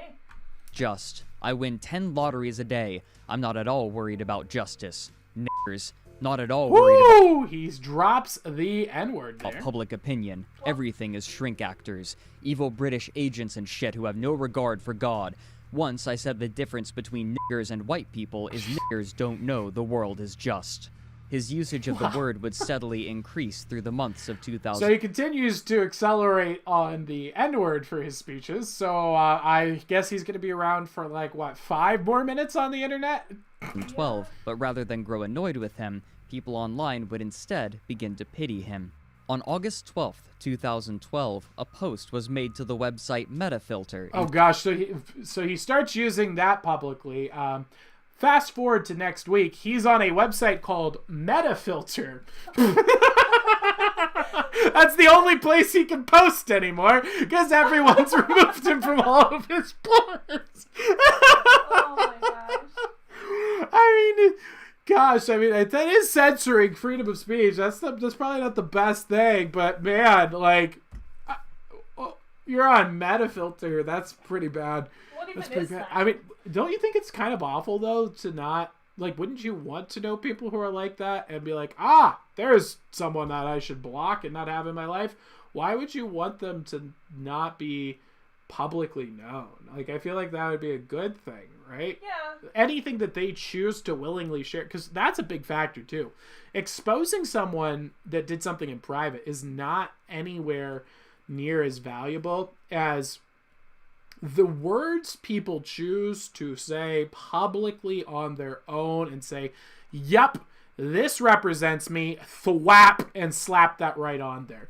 Now, I like to give people the 6-year pass as well, which is, if you said it 6 years ago, you probably have you have the right to say you changed your mind on the topic. But that being said, it's still, you at some point were conscious and thought to yourself, I should slap this on publicly representing my ideas. What do you think, Peeps? I agree. The whole censorship thing, I don't really agree with. I think we should be able to see people. Yeah. It identifies them, the freaks. Exactly. You People want who to know. Should be ostracized. Exactly. You say, there's a person I would like to block on Facebook. There we go. There's now I don't. someone I probably shouldn't hire. Exactly. Entitled An Operating System for Songs from God, its description was sparse. Quote, Luzthos is an operating system written by a schizophrenic programmer. A narrated demo and many songs by God and me, the apparent primary use of the OS, are available to view. While many early replies were fairly dumbfounded and commented on the absurdity of the website, some were already aware of Terry's strange online interactions, and one person replied who had been observing Terry for some time, largely dismissing him. Even on Metafilter. They're like, hey, I know you suck. Metafilter. Even on Metafilter. He has a name there as well. Oh, wow. He wrote, quote, Surprised you didn't mention his Hacker News submissions, comments, Welcome and back, profile. Mark. I actually went down the rabbit hole with this a couple years ago and was surprised there wasn't more discussion of the technical aspects of what he was trying to do/talk about, since it is largely indistinguishable from a million other crazy geek projects. Sadly, he barges into discussions with incoherent conspiracy theories and long-winded tirades unrelated to the main thread. I feel sad for him. I have family and friends who act similarly. Whatever he's done merits some discussion, but when he derails into crazy conspiracy theories and personal attacks, it's hard to move forward. So what it sounds like to me is that he's just too smart for everyone, and he's posting these theories, and these people can't understand, and it makes him angry because he's talking to such stupid people, and he just goes into what they call conspiracy theories, is him discussing the matrix of reality and how the Temple OS actually taps into the random number generator of the universe, and he's 100% right, and they're like, crazy conspiracy theory guy. He's like, no, you just don't. And then he gets mad and he starts personally attacking them, and he gets angry, and so he just throws everything at them because you're all a bunch of dummies who follow your emotions and care about words when look what I've created. And so I think that's what I'm thinking so far on this guy. The guy's been hellbanned on Hacker News for years, but so are a few people who have dared criticize Paul Graham, so I end up stumbling across his comments occasionally, reading dead links/comments, and ultimately feel sad that he doesn't have a more receptive outlet for his lunacy. End quote. But people likely didn't expect Terry himself to appear. Under the handle Luzthos, he attacked the OS dev forums that had banned him in early 2009, over 3.5 years prior, though he claimed erroneously that he was banned 2 years before then. He wrote, Where do I begin with how evil that site is? I treat it as entertainment. He's going on lectures about why the people who banned him are evil now in their groups, and is doing very well-researched information to explain why they're evil, not just saying they're the big dumb, but instead going and be like, they support having a brainwashing people into believing that 286 processors are necessary, but in reality, they're not. And he's giving like real reasons about why to hate them. He's tailoring his message to upset the audience. He's a master of rhetoric. I think he's a genius. Been banned since 2007. They brainwash people into supporting 286 processors and say nothing of x86-64. They say nothing of developing compilers, though. That's what any new OS should do first thing for its command line. He would continue to post comments, though they often had little to do with the topic at hand. One of the staff on the website eventually saw fit to reply, quote, Hey, Olusthos, it's great that you signed up, and if you want to have a conversation with folks here about your work or what people have brought up in the thread, that'd be really neat. That said, threads here are more of a conversation and less of a posting free-for-all in general, so yeah, slowing down a little and nixing the "and here's a random thing I'm thinking" stuff in favor of something a little more focused would work better. So now he's acquired the moderators of what appears to be Metafilter, and they're telling him, hey, you know, it's great that you're bringing some conversations to Metafilter. Thank you very much. I mean, we haven't had a person post in weeks, but, you know, even that being said, we're more of a conversation, not a post as much as you possibly can kind of thing. And we love the engagement, don't get me wrong, but maybe we could just not just say whatever comes to our mind on the forum, huh? So they're coming in because there's no one on this website. He's probably 85% of their sessions. Like, they're probably looking at their website analytics, and it's all just him.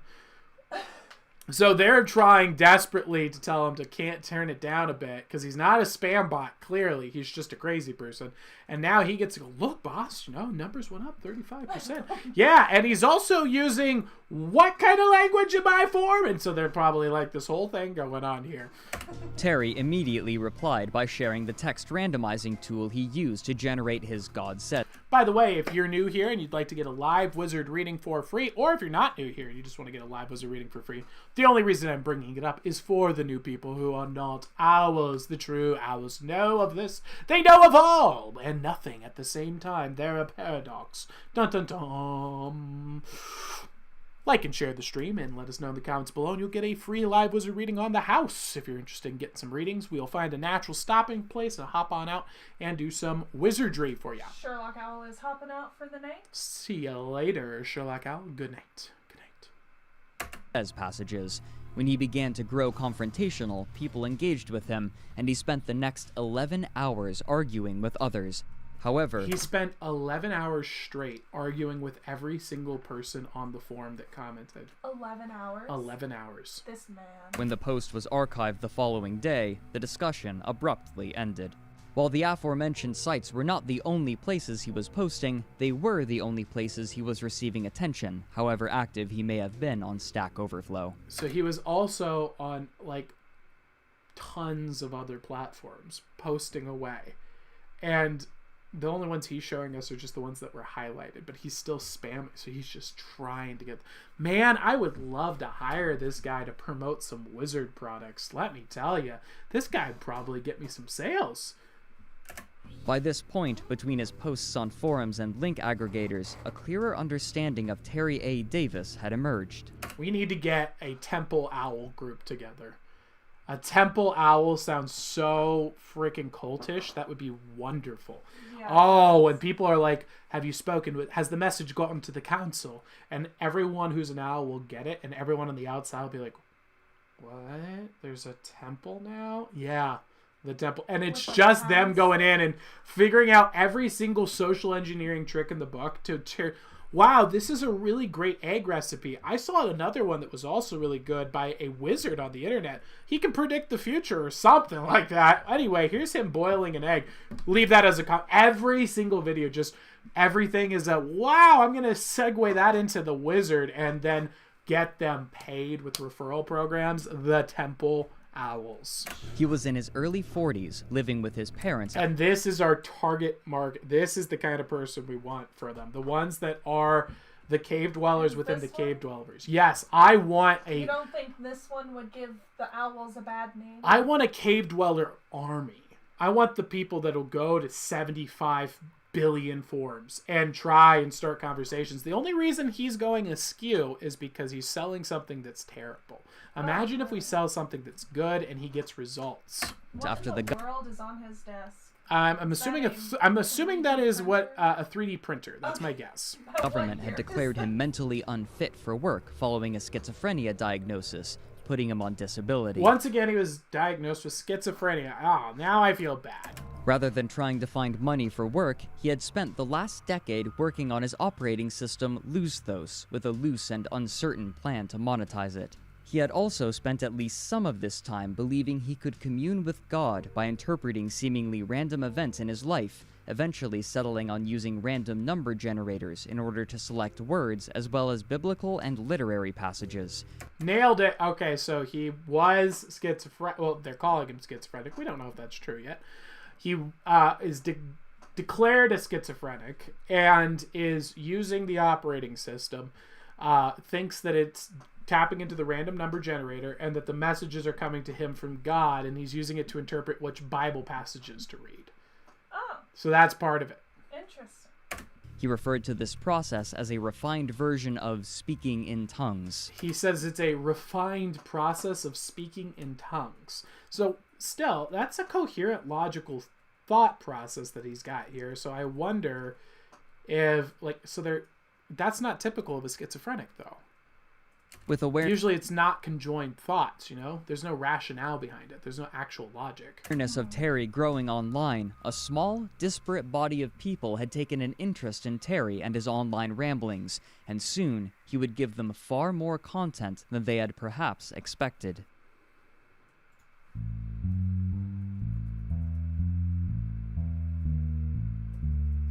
On October 2nd, 2012, Terry released version 1.0 of Lusthos under a new name, Sparrow OS. Okay, so he comes back to the table and drops his OS under a rebranded name. So after destroying his reputation online with the Temple OS, he changes to Sparrow OS.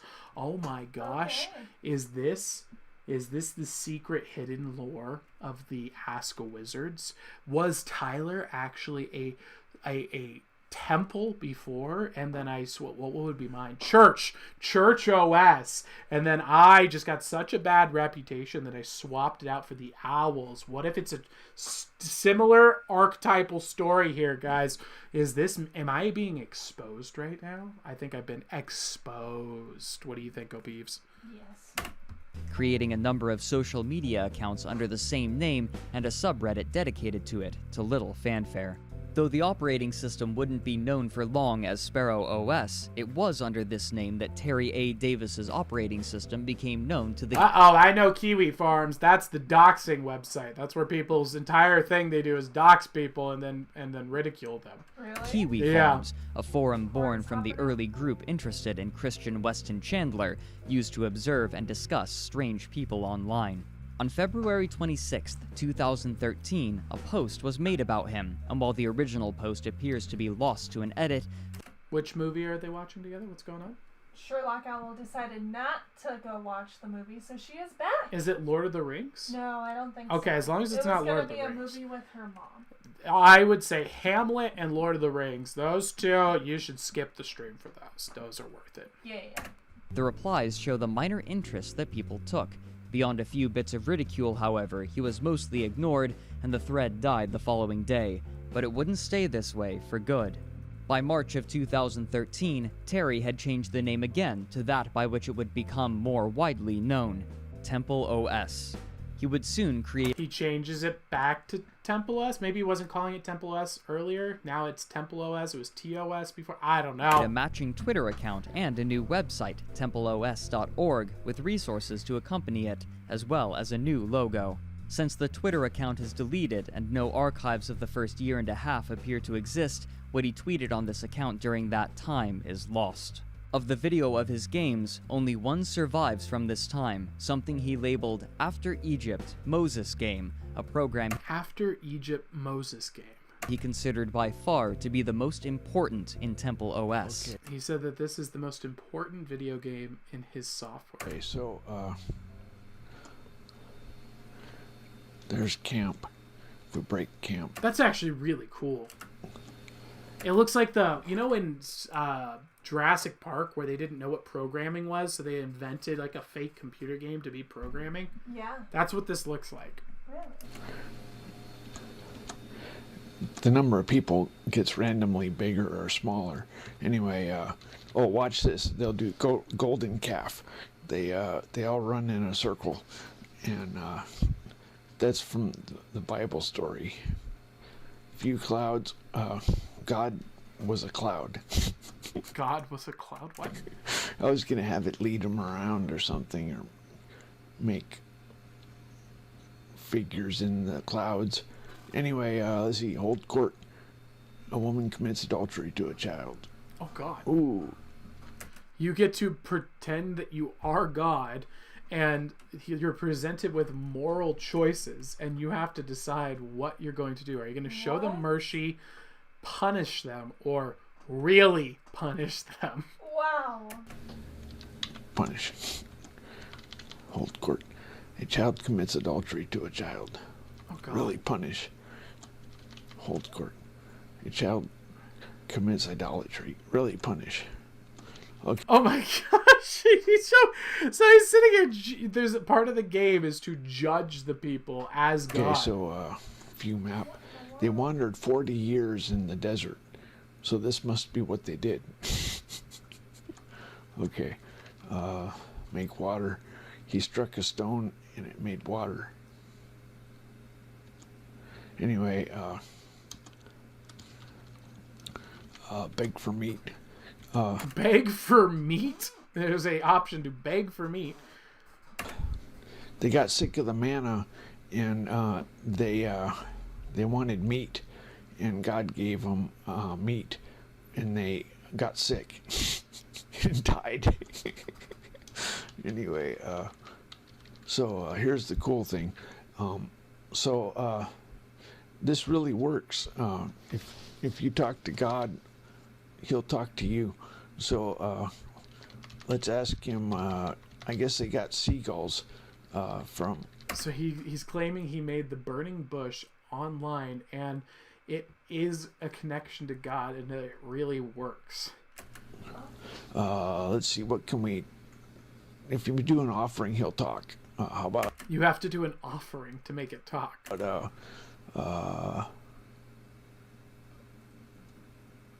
Did you make any babies today? He asked, did he make any babies today, and then Snickers. Okay. 20% of the net profits you derive calculated.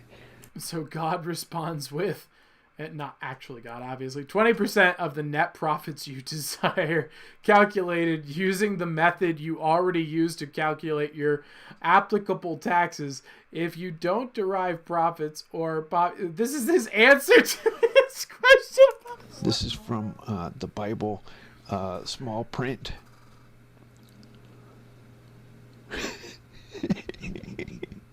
God wants 20%. Anyway, God wants 20%. Let's go to, I do Moses comics. Why don't you make the sun stand still to show them? Oh, come on, would you settle for a wet blanket? That's a reference. He does comics about Moses that's a stick figure just laying down, and then there's 2 lines of text. To this one story where... Oh gosh, and it links to just a block of text. Dew formed on this one blanket.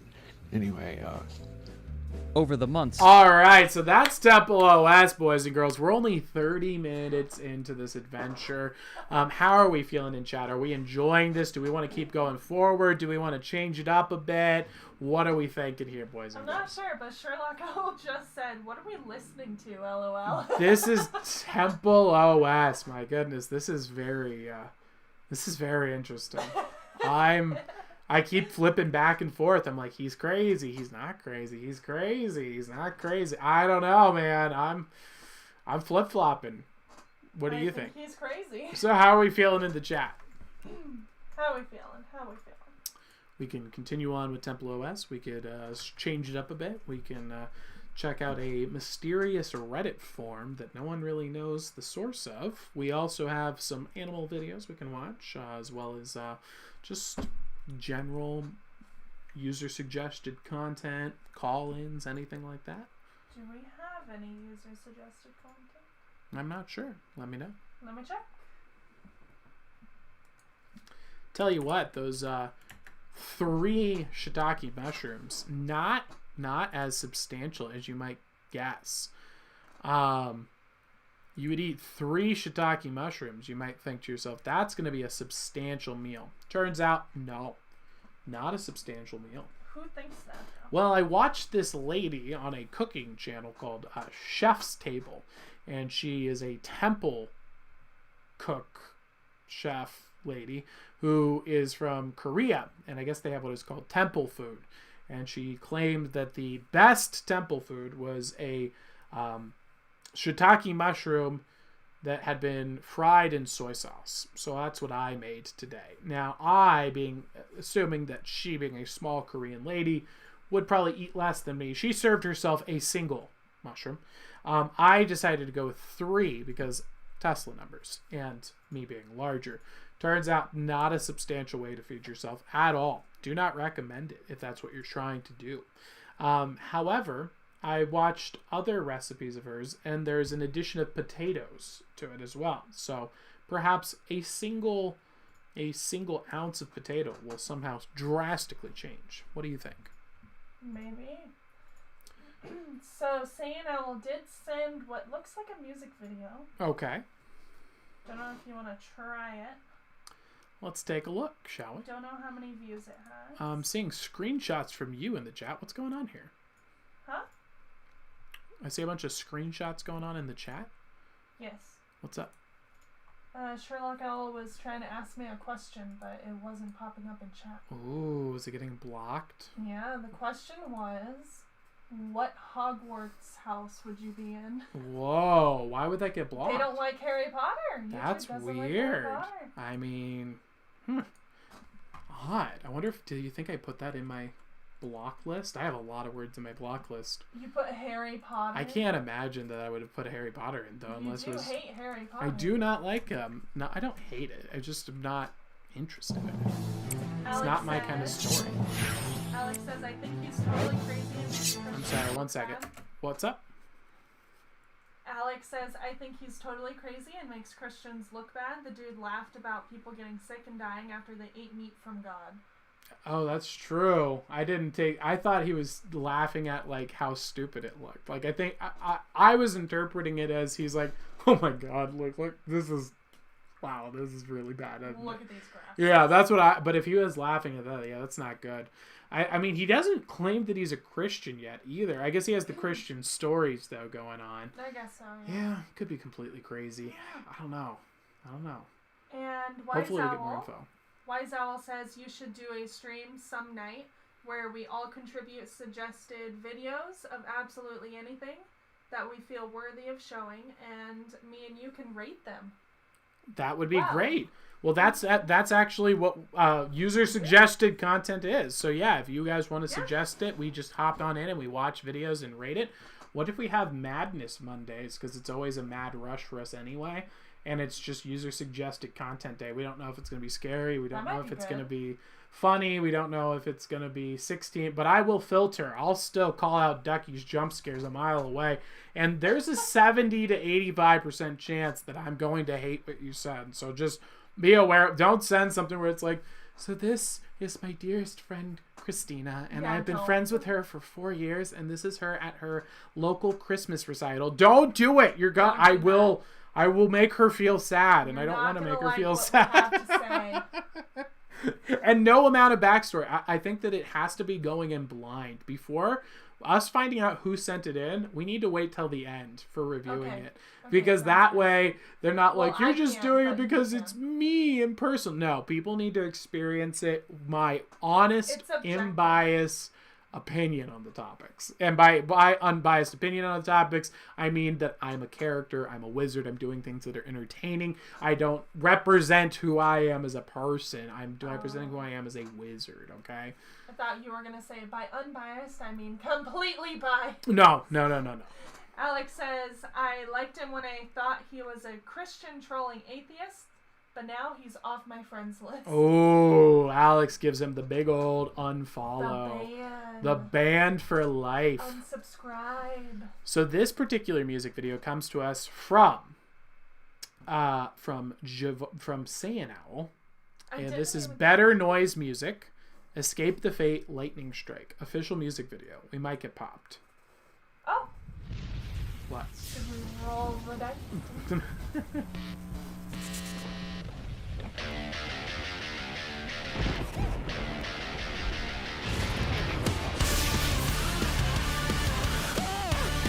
What if we did it with I'm so sorry, but if we do it with Madness Monday, we could queue up things all week. We could have the whole shows just people sending in suggestions in the Discord, and then maybe we even have a Reddit where they could suggest stuff and just upvote the ones they think would be the funniest.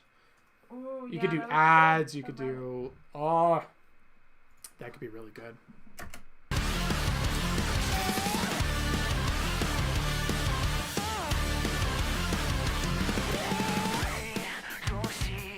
So what's with the 2000s like graphics here? This is like the electric effect that I had when I was making homemade videos with special effects with the software back in like the early 2000s. This you might want to update your kit there, pal. I don't know, pop up a little subscription. You can get like a student subscription to, what is it, Creative Suite, and get professional level production. This is not very good. You should really work on that.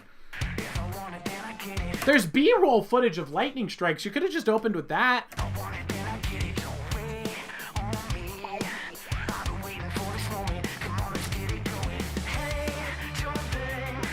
Oh my gosh, I can't do it with the lightning strikes. It's just, no. Too cringe? Oh, it's so bad. It's too much. Also, his voice is just so, his dancing and face, he's trying to act like this scary, tough, cool guy, but his voice sounds like a pathetic little nerd who's like trying to tell you about his stamp collection. And he's like, hey, I really have some cool stamps over here, guys. They're so cool. Check out my stamps. And he's like trying to pretend like he's cool and impressive. You know, like that thing they did with Scott Pilgrim versus the World? Oh, yeah. Where they took the jock, but they just ruined the character. It didn't make sense. It's just like, oh, this is what nerds think of the cool guy who takes the girls is. Oh, yeah. Okay. That's kind of what I'm getting here, is this is what nerds look at and think, that's what a cool guy is. Yeah, lightning. And you know, he watched this video over with the edits, and he was like, dang, this Whoa, is sick, holy man. crap. It looks so Woo. cool. Oh.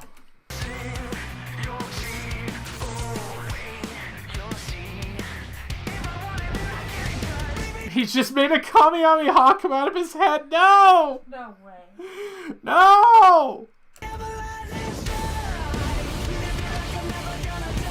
It's so bad. Living like I'm never gonna die. That's a terrible philosophy. That's how you live a life that is ended in futility and failure.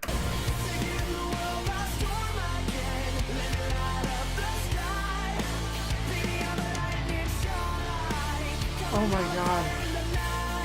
They can't.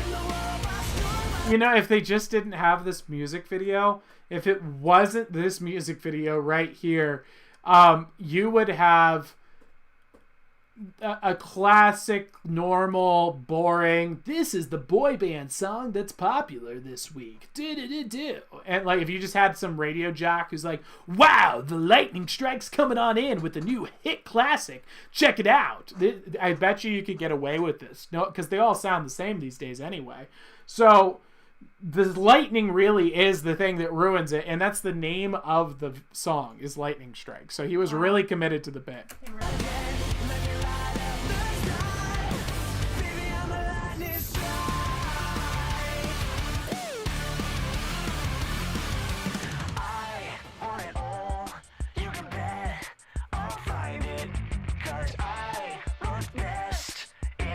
It's so bad, I just can't. Like, he uses the effects so much. Like, come on, man. At least have some creative timing. All right, which one looks better, okay? Woo! The card vanished. That was pretty cool, right? All right, now let's compare it to this one. Which one do you think was better? Like, come on! Come on! Oh!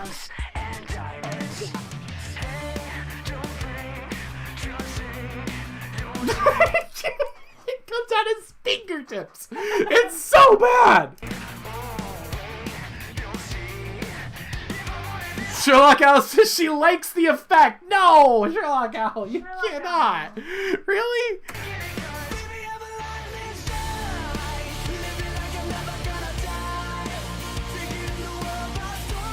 Oh my gosh. Oh. Is it supposed to be a joke? It's gotta be a joke. This has to be a joke.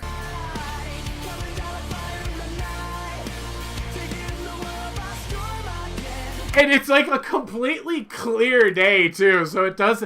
The illusion is completely broken. It's this just clear sky, and you're shooting a lightning through it for no reason. Sherlock Owl says, "Wait, this is supposed to be funny, right?" I'm hoping that's the point.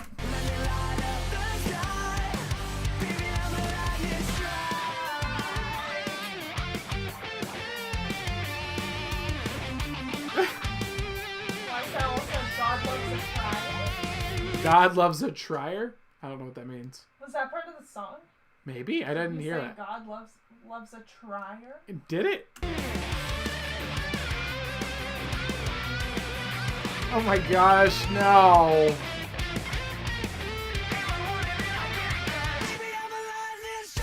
This is like, I can feel the emotion of this. This is like the friend who made this thing, and he's like, oh yeah, it's a joke.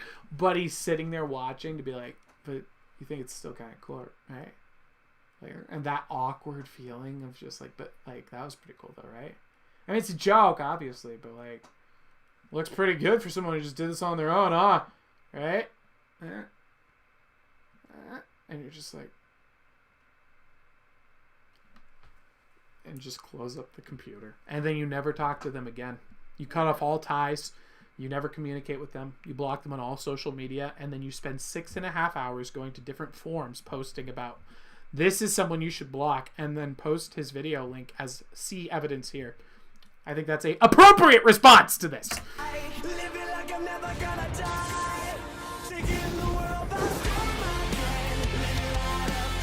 Oh, I see. In Ireland, it's about you give credit for people for trying. In America, we have a term for that. We call it never do that. No, it has to be great no matter what, or we all lose our mind. No, I'm just kidding. What? But yes, Americans find the ridiculing a crucial element to getting better, because through ridicule we find our flaws.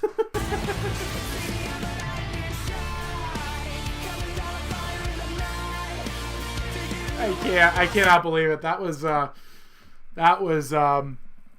wow. Let's see what comments are like on this. What kind of special effects you want, Craig? Yes, just joking. Love this one. What? Oh, all right. I like how you threw in the just joking as if he was throwing it. Okay.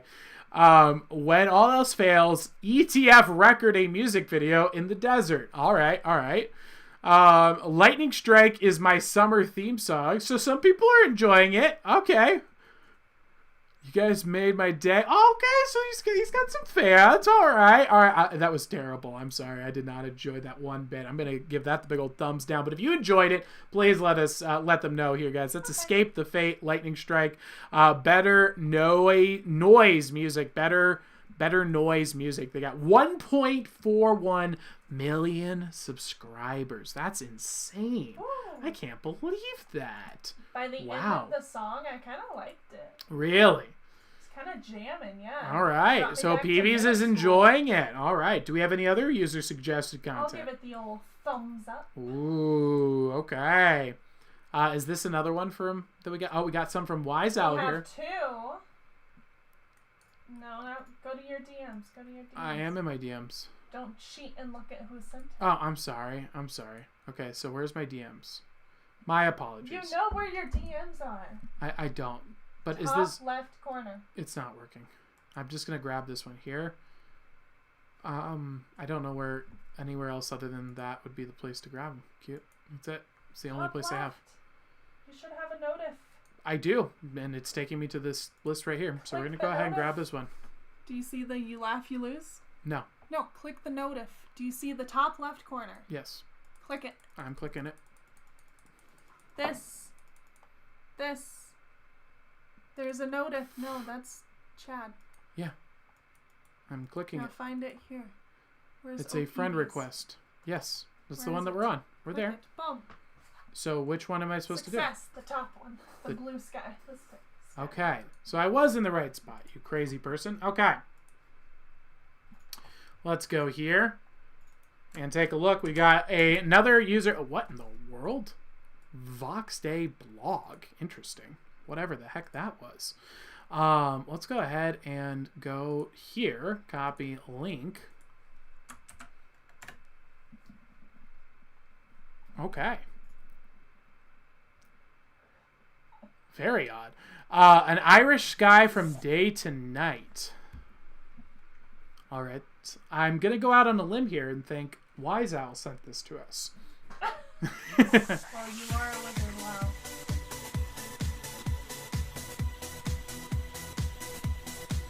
Okay, so we got a groovy music going and what appears to be some clouds. This is good elevator music. This is what you expect when you go to a mall. Like when you're in the elevator at a mall, and then they have this thing. Or no, you know what this is? This is the intro before, like, when they're about to sell you something that sucks, remember? Like when they have the conferences. I guess selling isn't the right word, but it's like when the CEOs throw themselves a party. Oh, yeah. And they're like, definitely. here we go, guys. Yeah, so marketing director Susan, come on out. And she's like, hi, guys. And everyone's like, we were paid to be here. Thank you for the expensive dinners. Please let us go. We want to go and use the open bar. Yeah, so marketing went great this year, right? Okay, next up is Caitlin. Let's get Caitlin here. She's in charge of the director of creative works. Oh, hi, how's it going? Hey. And she comes out, and then everyone's like, boo, but they're not boo. They're just like, oh my god, it's Caitlin. She's a jerk. I know, right? All right, just gonna keep eating this here. So, did you apply to that other place for work? Yeah.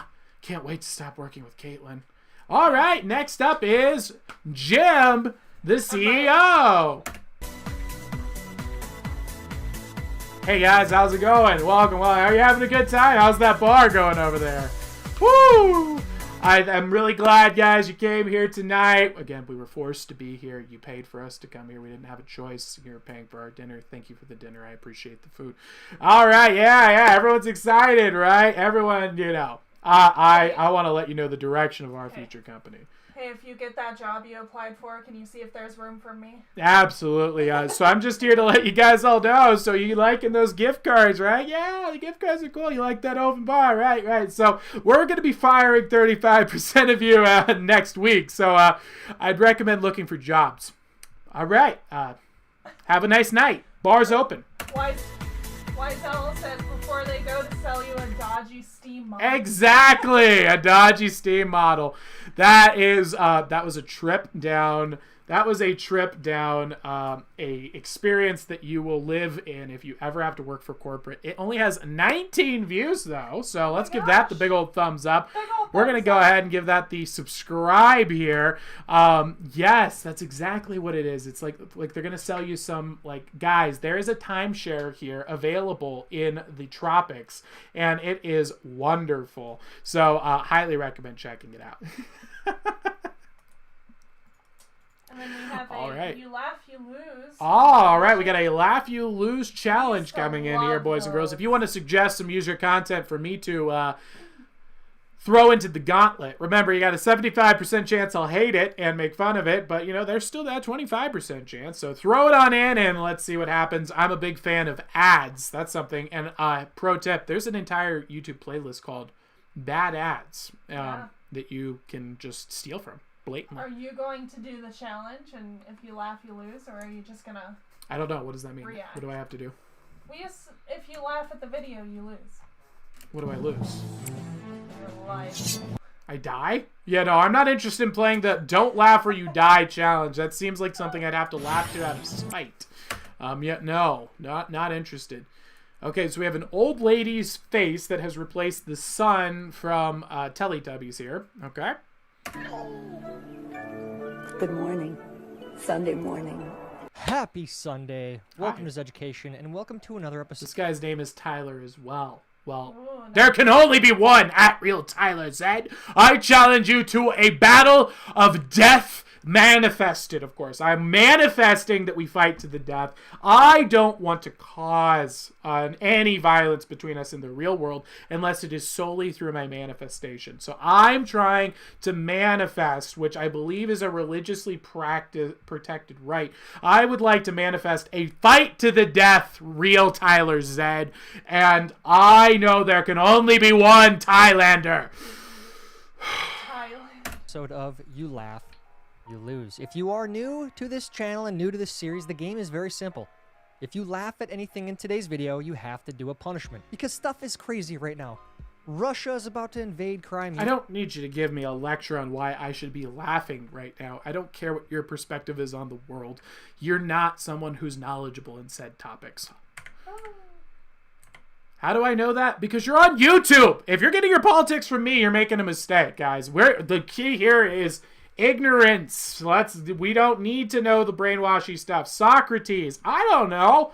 What do you think's the right thing? Could you tell me your point? Hey, all of those things are wrong, though. Uh-oh, it seems like you should do some more thinking, because it doesn't sound like you know what you're talking about. That's the play. We want to lean back into the Socrates right now, culturally speaking. Trust me, we don't know anything. Punish people. If you laugh, ass channel. There, that's what you gotta do. You have to go help us push toward 100,000 subscribers over there. And if you like those clips and that format of content, please go follow the He's still advertising to us. It's 1 minute and 5 seconds in. down when new videos. He has his own name on a license plate. Wow, great aesthetic. I'm growing life. are uploaded. It's mostly fruit flies, but still, life. Now, on to today's game. If you laugh, He puts an ad before the video. Oh my gosh. By the way, he can control that. He chose this on purpose. Oh, you're dead to me, Tyler. The fraud, in my opinion. you lose. Look at that. You put $2. You put $2. Oh, that's cute. That's cute. I have like 70 times your books in just this corner of my house, Tyler. You want to play the book game? I'll play the book game. I drop 1,000 on books for fun. What do you got, Tyler? You got a little stack over there? I bet you don't even read them. I bet you just bought books out of Goodwill that looked old so you could use them as a prop. You don't even know what they say, do ya, Tyler? Go. Virtually identical. Former U.S. or no, that's the current dictator of the U.S., right? So current dictator of U.S. and then I don't know who the guy on the right is. Yeah, it's pretty close. Pretty close. Social media made y'all way too comfortable with disrespecting people and not getting punched in the face for Mike it. Tyson would like you all to know that we've become too comfortable with not getting punched in the face. Counterpoint, Mr. Tyson, how did that work out with you? And how did that affect your life? You didn't go to jail or anything, right? Ever charged with aggression, criminal charges? Huh? At all? No? Maybe I'll take advice on how to best live my life from someone else. What do you think? For it. Mike Tyson. I don't know if that's an actual quote. I don't think it is because the S's would be THs, but it doesn't matter. The point of this message is what matters. And it's true. You know, some people, they get a little bit too comfortable behind the keyboard. So what kind of music are you into? I'm a huge metal fan. This is really rough. This is basically a 19-minute video of him reacting to like Facebook memes.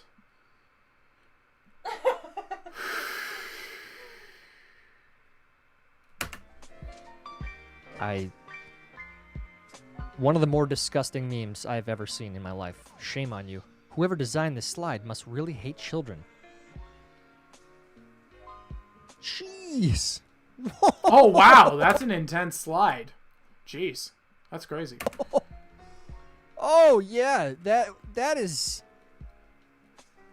can't be a kid's slide. This is a very Inception. Like I'm watching a guy watching memes. Right? This is a little too much. Okay. Wow. I walked in on Hunter and his friends vaccinating themselves. This the unity we need. Can we get someone else to start a live stream and live stream me live streaming another person watching another guy watching memes? Because that, I think we should start an owl chain. What if we could break a record? What do you think's the biggest record for stream within stream within stream within stream? That could be a very interesting thing. Oh, because the person at the beginning starts the trends too. That's what the seed, if you will. Unity, guys. Exemplified by Hunter and his buddies. Oh, yes, the unity. Me, as a teenager. My parents' vodka. Water. You know, it doesn't work so getting it. well with Hot 100. All right? Don't try and add the water to Hot 100. And parents, you think you're smart drawing the line on there? Come on. You got to get smarter. When your DNA test came back and you're 1% Italian. I knew it. See, that's why I do this all the time. You know, if you do this, that is a sign that you are Italian. It is. When Italian? you change baits and start catching fish. I am the smartest man alive. That is how it feels. Does anyone else remember the time before GPS when we had to stop and ask for directions? No. I do remember that, yeah. But, You know, I think I'm going to do a really good job of not losing this laugh challenge. it was a long time ago. Long time ago. Friend, you laugh at the dumbest stuff. Me, no I don't. Things I laugh at. Bass. It's a bass. Bass. But it's a fish. Bass. Bass. Good work. All right. Oh, this. I think this is worse than the metal fan joke. When you're tired of making bottles in the middle of the night, just strap it to the inside of the crib.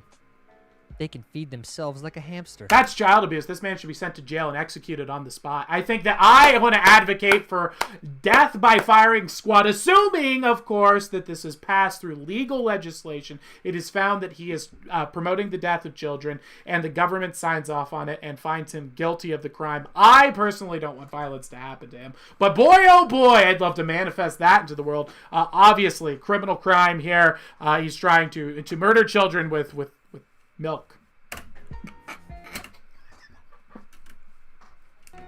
I made myself laugh. Dang it. I mean, it's funny because that kind of seems like it would work, you know? But, Oh, he's now advocating for the idea to his entire audience. He's now spreading this misinformation that will kill children. This man, baby murderer, in my opinion, theoretically, allegedly. I'm a crazy guy. I say wild things. I'm just an actor. I don't know. Is that legal? Was I allowed to say that? No. No? Well, it'd be funny if I had said any of that, but that's just a funny dream. I'd never actually say anything like that at all. Parents, there's some ideas for you. Feminists, when you texted them he instead of she. You guys, stop using he and start using she, okay? Down with the pig. Remember when feminists were a thing? That was pretty funny. The what? When there was women that were like all part of the feminist thing like 10 years ago, and then they're like, oh wait, our suicide rates just skyrocketed to the highest we've ever seen in history. Maybe we were doing things wrong and they all just hard pivoted, and now it's like 3% of the population is feminist. Oh, really? Yeah, it's just Well, that's good to hear. cranking down. This thing is dropping like a rock here in America. No one. It's like it's more offensive to call a woman a feminist than pretty much any word you can think of now. Like, they would rather be anything but that. Sherlock Owl said, my teacher is a feminist. Oh, God, that's so sad. That's embarrassing. My word. That was such a funny time, though. There was a period of time when it literally took, to the women's credit, it took them only 10 years to realize how silly they were being. And they're like, oh, right. Yeah, no, I can't win a weightlifting contest against Arnold Schwarzenegger. My bad. And then they just shut up. And then now the only ones you have left are crazy ones. So you can kind of identify the freaks from a mile away. You're like, there we go. There's a crazy one. Patriarchy. I just Baby banned them on the spot. Shark Dance. 7,904,386,000. Baby Shark Doo has 7.9 billion plays. Billion plays. That means more than the entire population of the earth has watched Baby Shark Doo. Let's look at this philosophical wonder in its true form. Baby Shark Trap Remix. Wow. Let's see. What do we got here, boys and girls? There's a 10-hour version of this as well that's received 4.4 million views. No. A 10-hour version that has received 4.4 million views. The original trap remix has received 109 million views.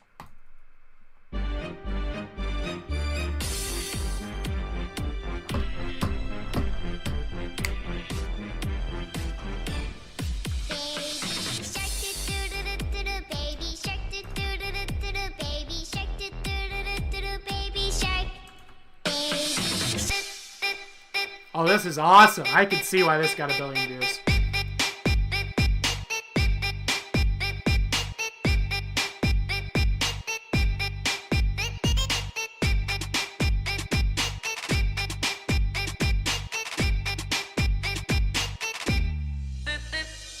Buy it, use it, break it, fix it, trash it, change it, melt, upgrade it, charge it, point it, zoom it, press it, snap it, work it, quick erase it, write it, get it, paste it, save it, load it, Look at that bass build.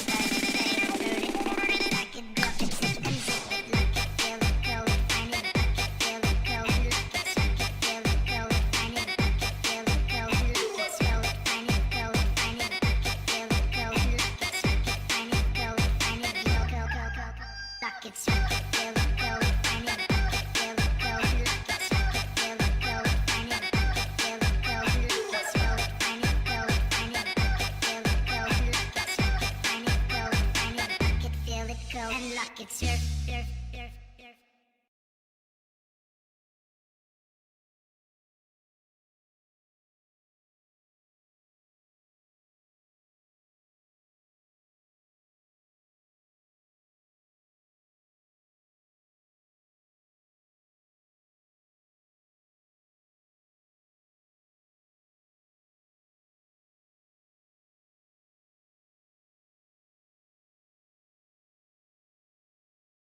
And 511 views. Current world population 7,845,192,774. I do not want to hear that song one more time. And we have some work. Yes, I am still muted. My apologies. I forget what I was saying, but it was that it was a great song. I like it when It's the songs a are. slapper. I like the songs when they're succinct. You got your point across. You communicated what you wanted to communicate, and then you just turn the song off. Perfect length there. They didn't overdo the bit. If they wanted to overdo the bit, they'd just do it 10x times, so it's the 10-hour version, right? So not hard to do at all. Really like the production value on that, and now we're heading right on back into the compilations here and see what we got next. By the way, if you guys have any suggestions for us, let us know and we will get those queued on up as well and send them on into the Discord. We're doing Madness Mondays. We made it up on the spot here. Let us see. Work to do, guys. That's a lot of views on one video. I think on this channel we're only at 100 million, so we have some competition. Oh, so he says he's at 100 million. Let's see what he's actually at here. 712,000 subscribers. Wow. So this guy's entire content formula is reacting to boomer memes, and he receives this many views. This is the production. I could just let this thing up in OBS in a matter of minutes.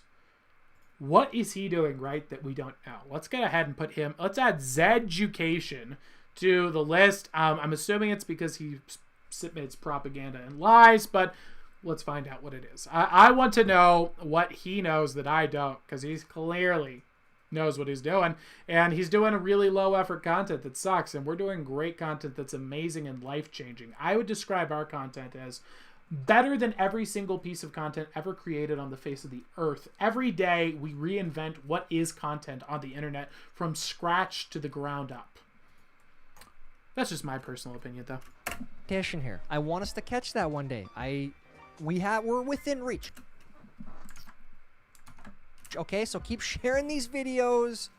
You know, there's a lot of people in this world, 7.8 billion. Oh, we're gonna get another ad. Every Oh, love story is beautiful, but ours is my favorite. I hope this can express how gonna go ahead and give that. We're only at stop. 700,000 on this channel. We can reach a lot more, so keep sharing these videos, keep spreading the love, keep testing people, all right? Girls, when the school year ends. Boys, going to shit in urinals one last time. Grow up. Grow up. Brian, 8th grade, yeah? If you ever see this, the people don't forget. This is a fact check true. So as messed up as it is, this is where we're at.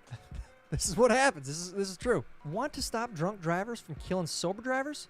Ban sober drivers from driving. That's how gun control works. That's exactly how gun control works. But don't try to explain this. Yeah, exactly. Everyone knows that anyone who's against guns is not statistically or intelligent. Period. They're statistically illiterate and they're morons. Like, there's zero case for removing guns in any capacity at all from anyone that is a legal citizen of a country. In all states, in all countries, in all nations. Ever. It's philosophically fundamental. To someone who is pro-gun control, because it just goes in one ear and out the other. They don't care. They don't care. But if we wanted to stop drunk driving deaths, this is exactly what we got to do. Just ban driving. Then there are no driving deaths. It's not possible, okay? That's how we end it. Knowing when summer starts, 1990s and 2020s. Yep.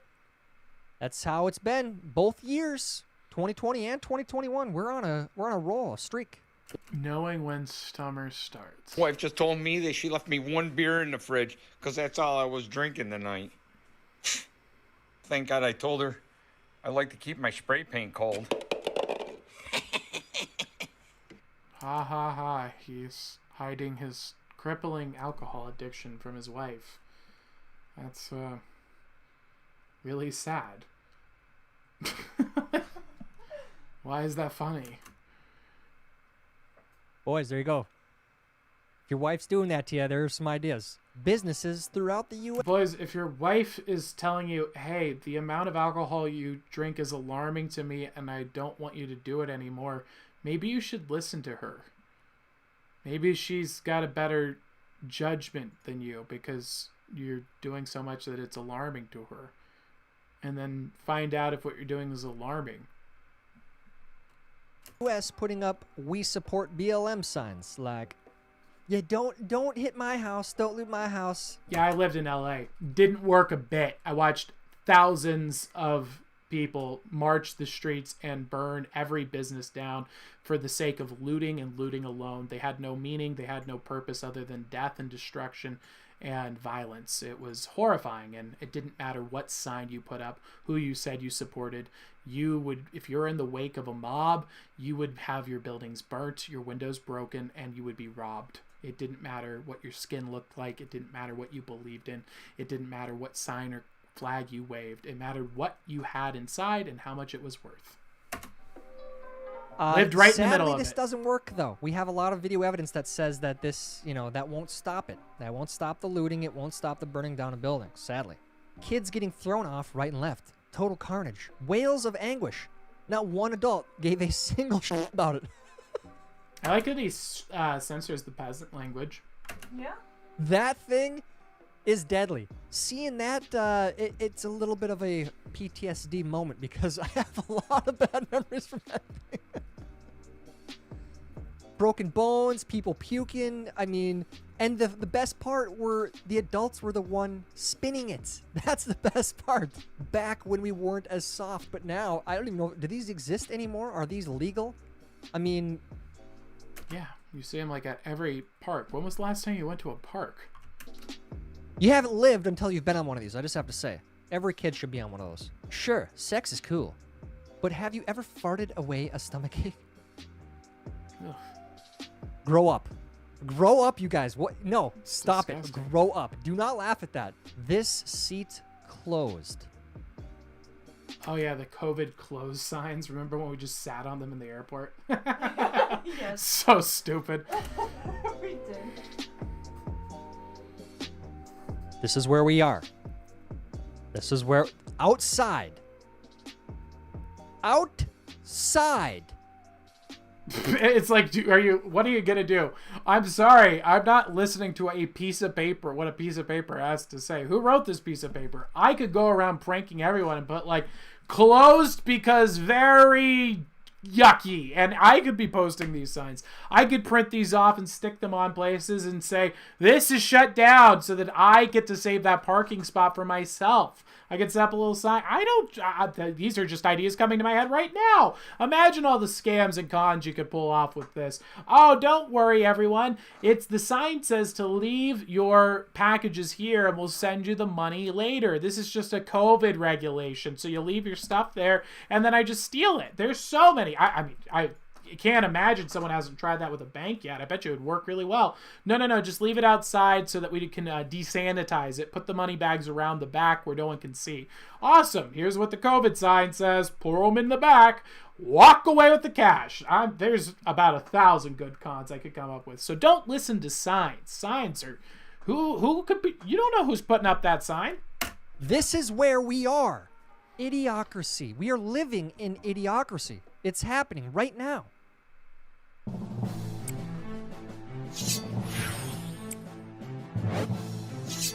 Just saw this on my girlfriend's phone. Their customer service is like no other. Pizza Hut, good night. Heart. Pizza Hut sent them a text that said good night, heart, heart. Obviously, Pizza Hut didn't send them a text that said good night, heart, heart. They changed someone's name to that in their phone, sent themselves the text so that they can go viral on the internet. And it looks like it worked. Heart. Buddy, Oh, man, this is rough. That ain't Pizza Hut, man. That ain't Pizza Hut. Urinals during Corona. Normal urinals. Men. They're the same picture. It is. It is the same exact picture. You do not take the urinal next to the other guy if there is an option. You just don't do that. It's guy code. Everyone knows that. Unless you're at a sporting event or a concert. That is the only time that it's acceptable. All right? Corporate needs you to find the differences between this picture and this picture. They're the same picture. True. Guys. You guys, that is too soon. Too soon on that. When your shampoo says repairs damage, but you're still broken on the inside. That's a dark photo. I hope you're not broken on the inside. The what store? The paint store. Come on. It's bad. It's a bad branding decision. I could see how people think it says the Ain't store, but I mean, it's clearly going for paint. Who did this? It says paint in big giant letters on the front too. It's not. As their store sign. Come on, dude. Did you not see this? Honestly, it's probably great marketing because people want to come in and go to the Ain't store. You probably tell all your friends about it. Honestly, probably not a bad decision. I'd say pretty good decision. Maybe not intentional, but still good. I mean, look, you're talking about it. What is wrong with you? Vice President Kamala Harris. Brighter days are ahead.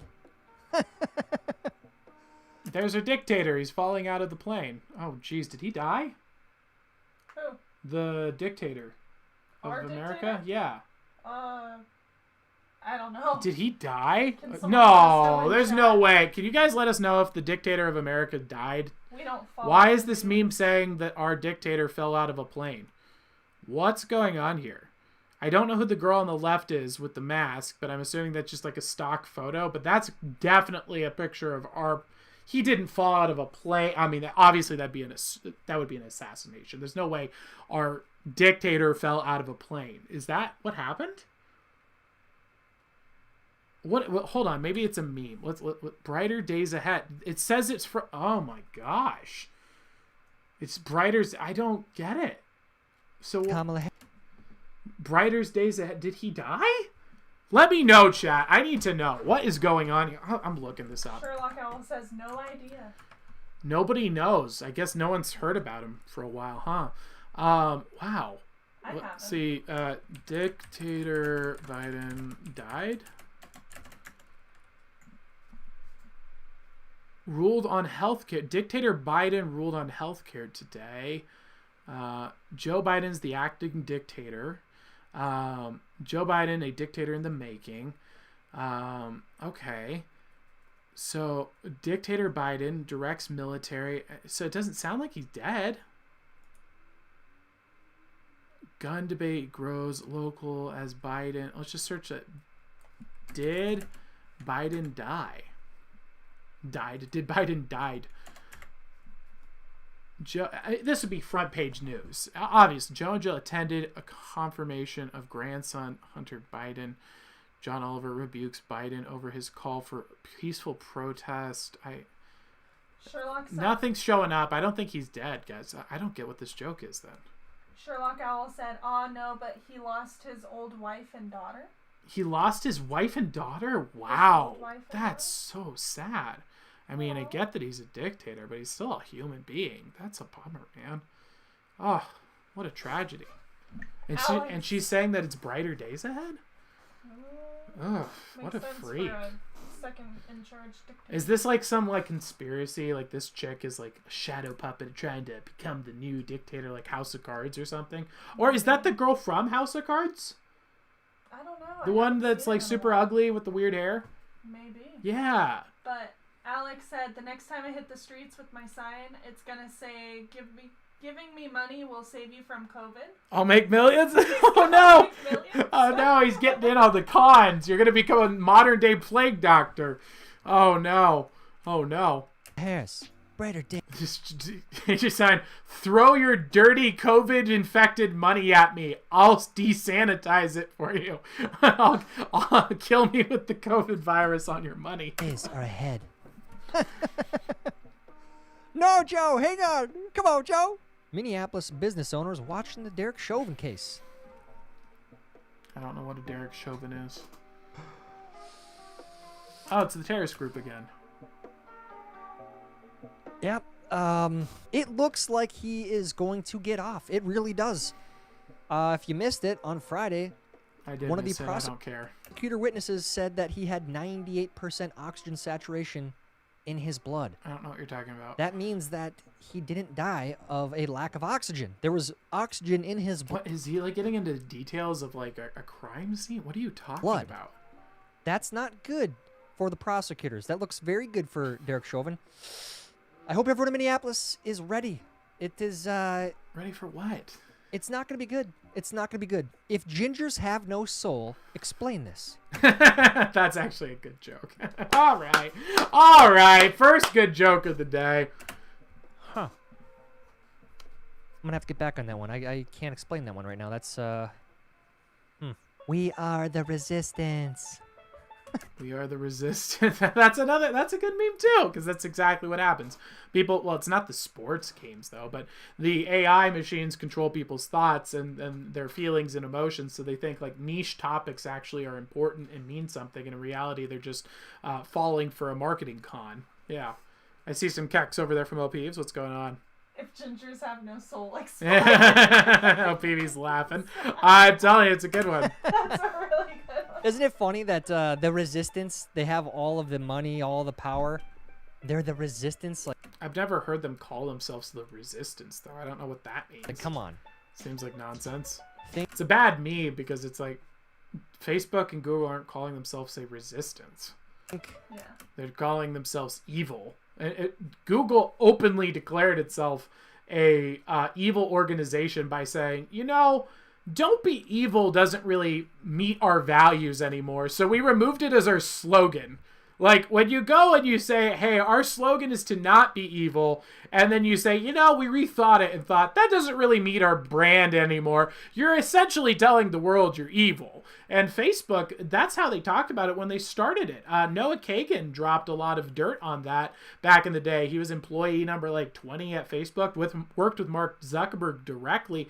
The dude was a psychopath. They talked about world domination, taking over the world. It was just a nerd freak lair. He was a just bitter, resentful nerd and just desperately wanted power and control. So Facebook's just the product of a sad, lonely nerd that never learned social skills. It's pretty transparent, and the word's out there. You can see that. I heard it from Noah Kagan on some of his interviews. Definitely worth checking out. Yeah. Start thinking, please, for the good of everyone around you. Please start using your brains. Stop listening to these people. So if we lie to the government, it's a felony. But if they lie to us, it's politics. You can lie to the government, can't you? Lie to the government? Yeah. There's no law against me saying, I think I'm a magical unicorn. There's nothing wrong. I can lie to you all day. Right? More. Maybe they mean like lying about a crime. Like maybe I lying could about taxes. lying under oath. Maybe. I don't know. That is correct. That is exactly correct. Don't lie to Big Brother. But when they lie to you, it's okay. Why are you acquiring a fake country accent? We've already talked about this. Just shut up and accept this as a fact, okay? My ancestors navigated the ocean using the stars, and I'm over here missing my exits with a GPS. That's a good Again, point. Ancestors are able to navigate with the stars, proof and we that we're can't get moving anywhere backwards. with the GPS. We're We missing are. our I exits. caught my son chewing on electrical cords, so I had to ground him. He's doing better currently, and conducting himself. Haha, electric properly. puns.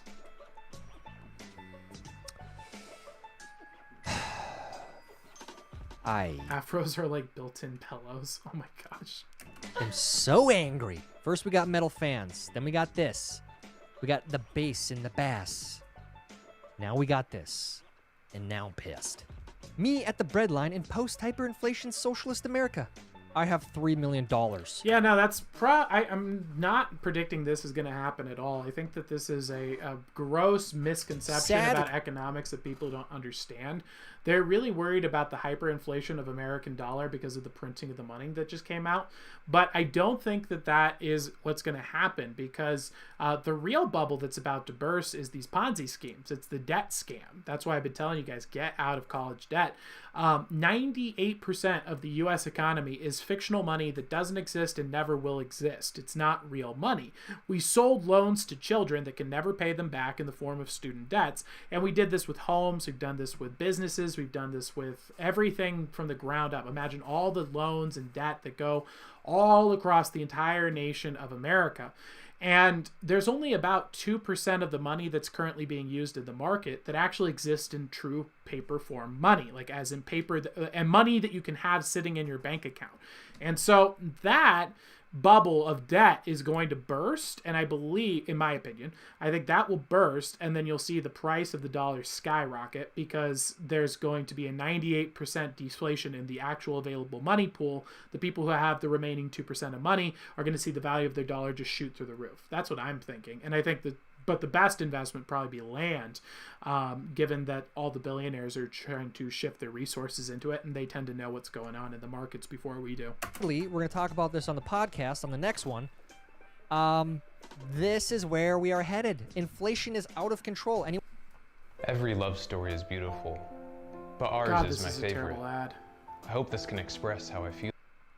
Anyone that has built anything or tried to buy wood in the past year knows this. Go to the grocery store. You know this. You've tried to sell or buy a house. Anything and everything is going up in price because we printed trillions of dollars. We knew this was going to happen, and we're getting there. Yeah, the debt bubble will collapse, buddy. Sadly. Bike lane. No, thanks. Just the middle of the f***ing road for me, thanks. I hate people who ride bikes in the middle of the road. Oh my gosh. It cannot deal with people who ride their bikes in the middle of the road. I don't care if it's the only option.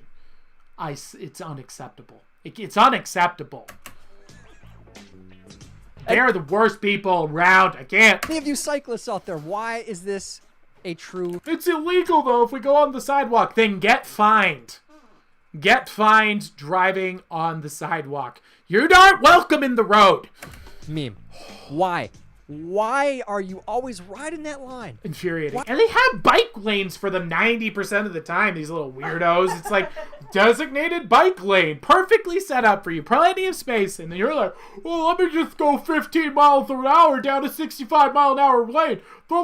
And just, oh, I want to run them over every single time it goes through my head. I want to manifest it sometimes. Sometimes I just manifest it. Oh no, he fell off his bike and car just couldn't slow down. Oh no. Absolutely manifesting that, but I would never do anything like that at all. I only want this to happen if it was manifested, and I wouldn't going to be the person that killed him either, because I don't want to deal with the paperwork. That's a lot of work. But if I could manifest that into like happening to people who are holding up rush hour traffic at 15 miles an hour on a 40 mile an hour lane Absolutely. It's for the greater good. I would make a terrible dictator. Riding the line. Just get over. Get over into the lane. Come on. Why? And what's up with the jersey? Can I just ask what's up with the jersey? You know, in your 50s, 60s, why do you need to wear a jersey when you're out for a recreational ride?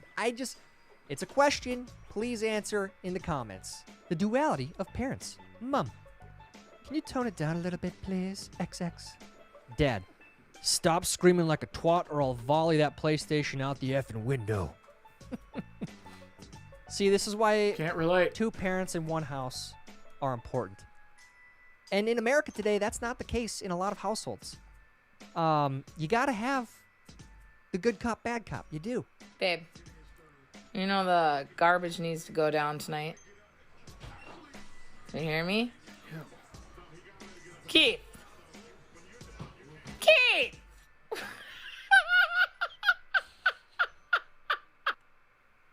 Cheeseburger eating bastard. Gonna tell my kids this was DMX. Who's DMX? What's a DMX? Is that a... I'm assuming... DMX? I don't know. I know BMX. Yeah, isn't that like a car? Or is it a type of music?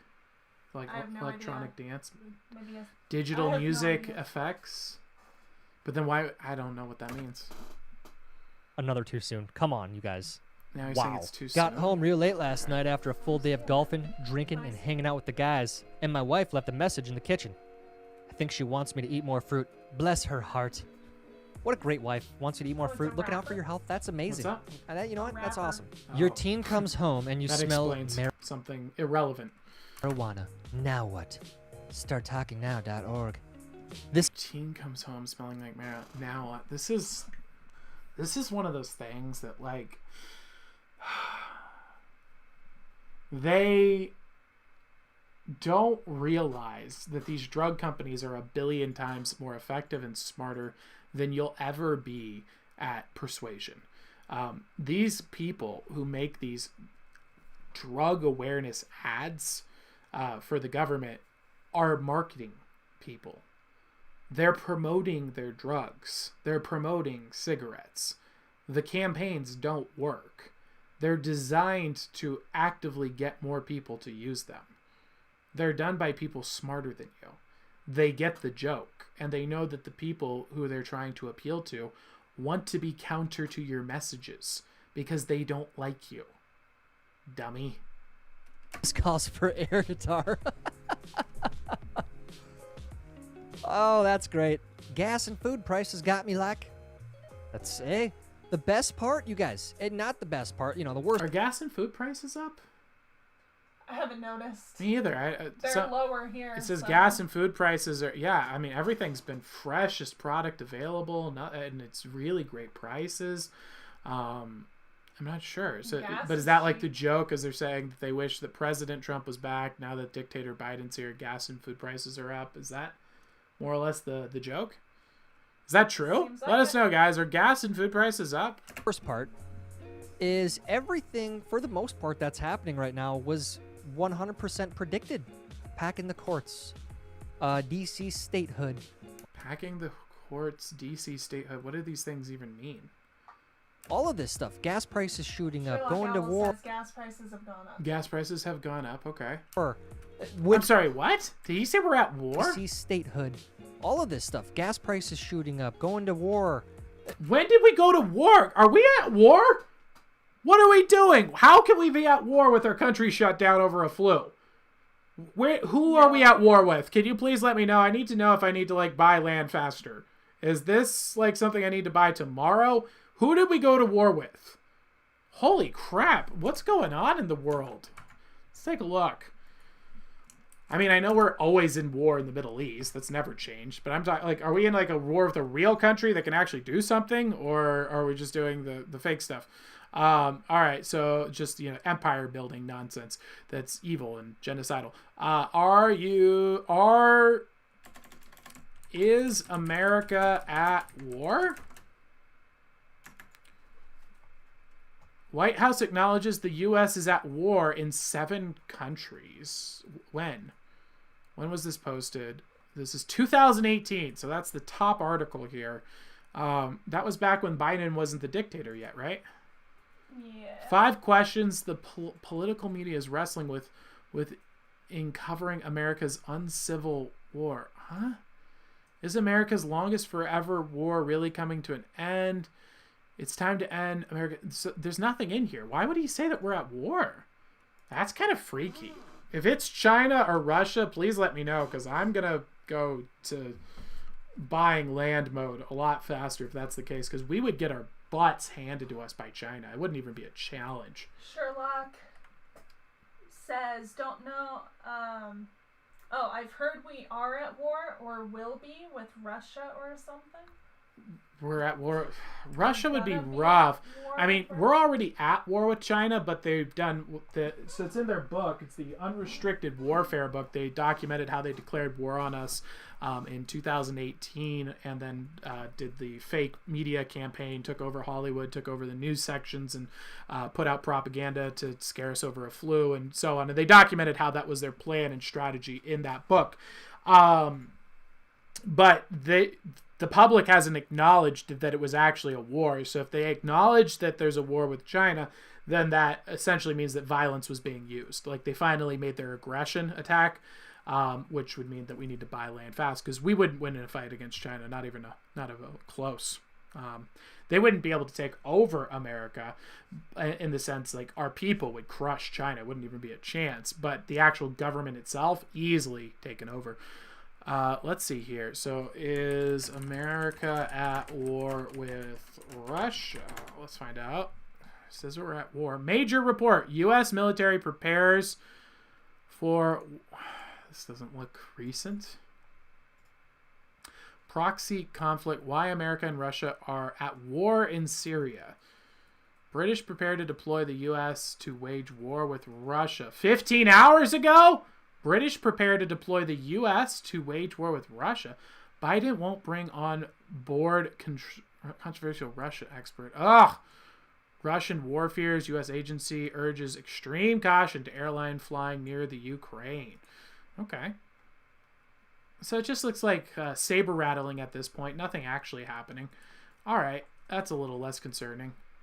I mean, I would definitely move to Russia in a heartbeat. I feel like Russia's got more common sense than us these days, economically speaking. And they have values and traditions. Very bizarre. So it looks like this guy's just lying. I don't know why. Which hasn't happened yet, but I'm... Oh, and then he follows it up at the end there. Oh, but it hasn't happened yet. Predicting that it will happen the next year or two. Why would I care what you predict is going to happen in America? Who are you? What nation do you preside over that has such great insights, sire? We knew that all this was happening. A coffin, 8 colors, 771. You know, like, that's such dangerous misinformation to go out there and spread to 1 million people of just like, hey guys, you know, just so I know, I think America is going to be at war with Russia in the next year or two. Like, that's something that if you got 1 million people, you imagine 10,000 of those people are completely morons, just complete morons, statistically speaking. They're just actual idiots. You got 1 million people there, there's going to be 10,000 idiots in that crowd. They probably heard that and thought, crap, I need to build a bunker like now. I'm saving up my money to build a bunker. What are you doing? 181. Taylor review. No complaints from Grandma. Sense of humor not allowed. Come on, Taylor. People who go on runs right after... Russia and China do not love each other. That is a massive misconception. China doesn't like anyone other than China. China doesn't want to be an empire. China is a growing... China wants China to win. China number one. That's the Chinese philosophy. Serious, I'm not making fun of... That's literally their philosophy. They don't think of you as a... They think of anyone that isn't China as a separate species. They don't think of you as equal to them. There's the Chinese, and then there's other species.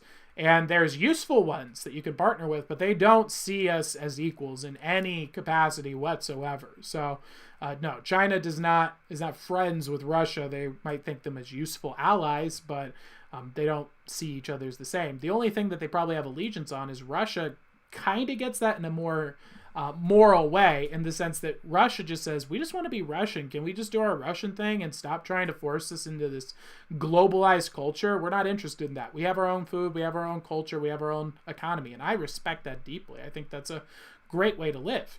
And the problems come in when you start the empire building. That's the real issue. After they wake up. Which is what America did, and now we're in trouble.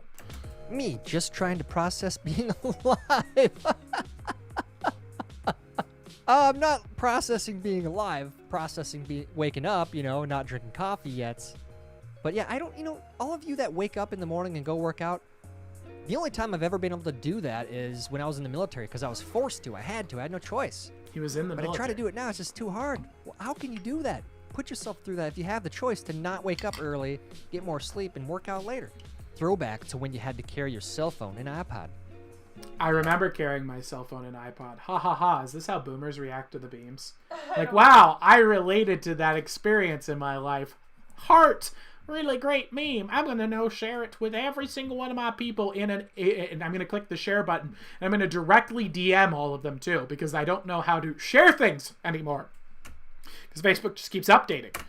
That was actually my first phone. Hey, Alexi out in the house. What up? You guys remember your first flip phone, your first cell phone? Hey! You guys, I thought we got over the Greta memes. This has been a summer of hard work. A few of us will remain to...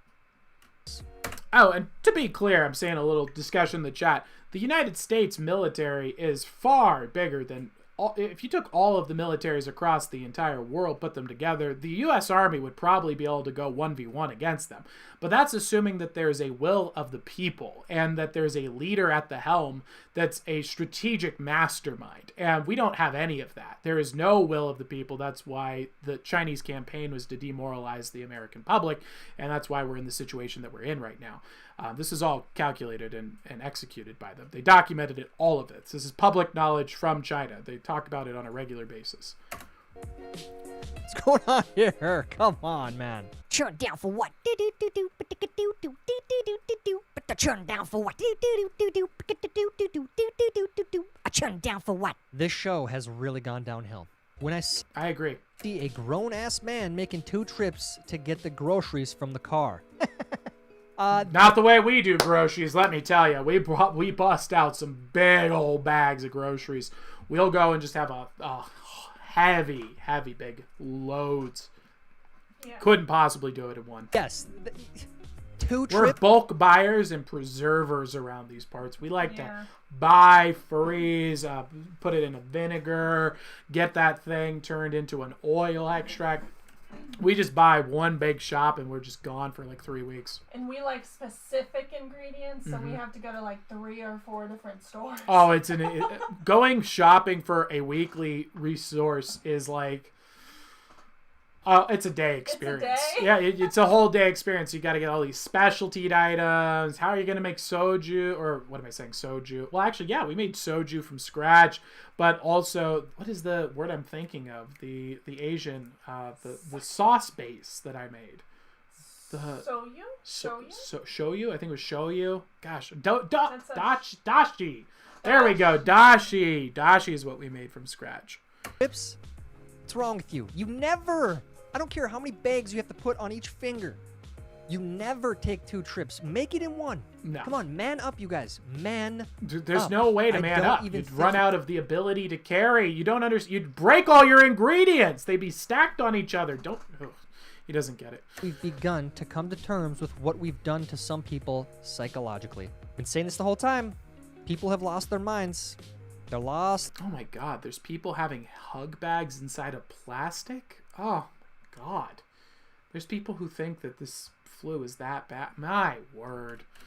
This must be old. There's no way there's people who still think lost like their this. damn minds. This is very, very sad and tragic to see. Putting a bag over their heads so they can hug each other. This is insane. This is absolute insanity, you guys. U.S. Customs and Border Protection seized estimated street value $1.7 million. That is a pretty accurate price estimate on that wood there. Guys that want gun control fall in love with OnlyFans girls. Fact check true. That is a fact check true. My boss just handed me this. It's a hurt feelings report. You can report when you get your feelings hurt. Oh, come on. That has to be a joke. It's obviously a joke that it's a hurt feelings report at a job. That's not a real thing. And how you got your feelings hurt and what you need to recover. I want my mommy. I'm a crybaby. I like it. Look at all these. This is great. I like it. That's a good boss. It's a good I'm gonna start process using to that start. too. All of you that have employees underneath you, I hope you start using this report as well. Brighter days are ahead.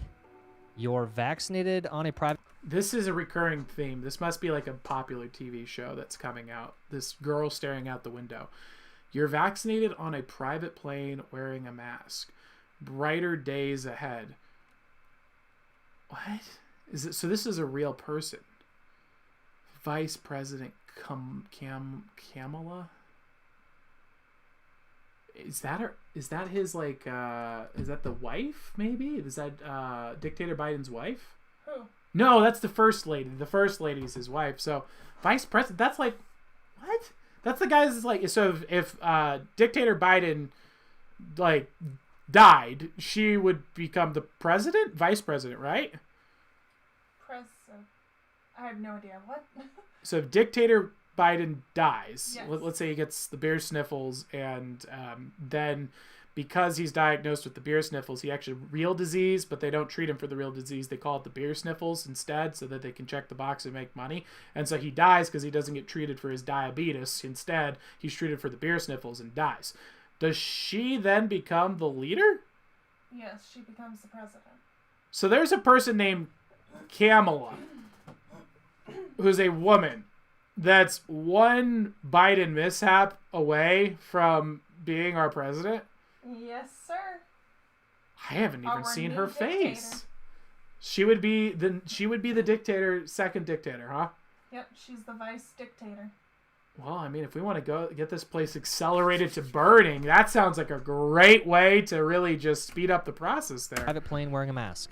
This is what she does. This is Now I get why they're all criticizing her and hating her. exactly what... Yeah, I'd be freaked out too if this freak was one step away from being a dictator of America. she does. She's a swampy politician.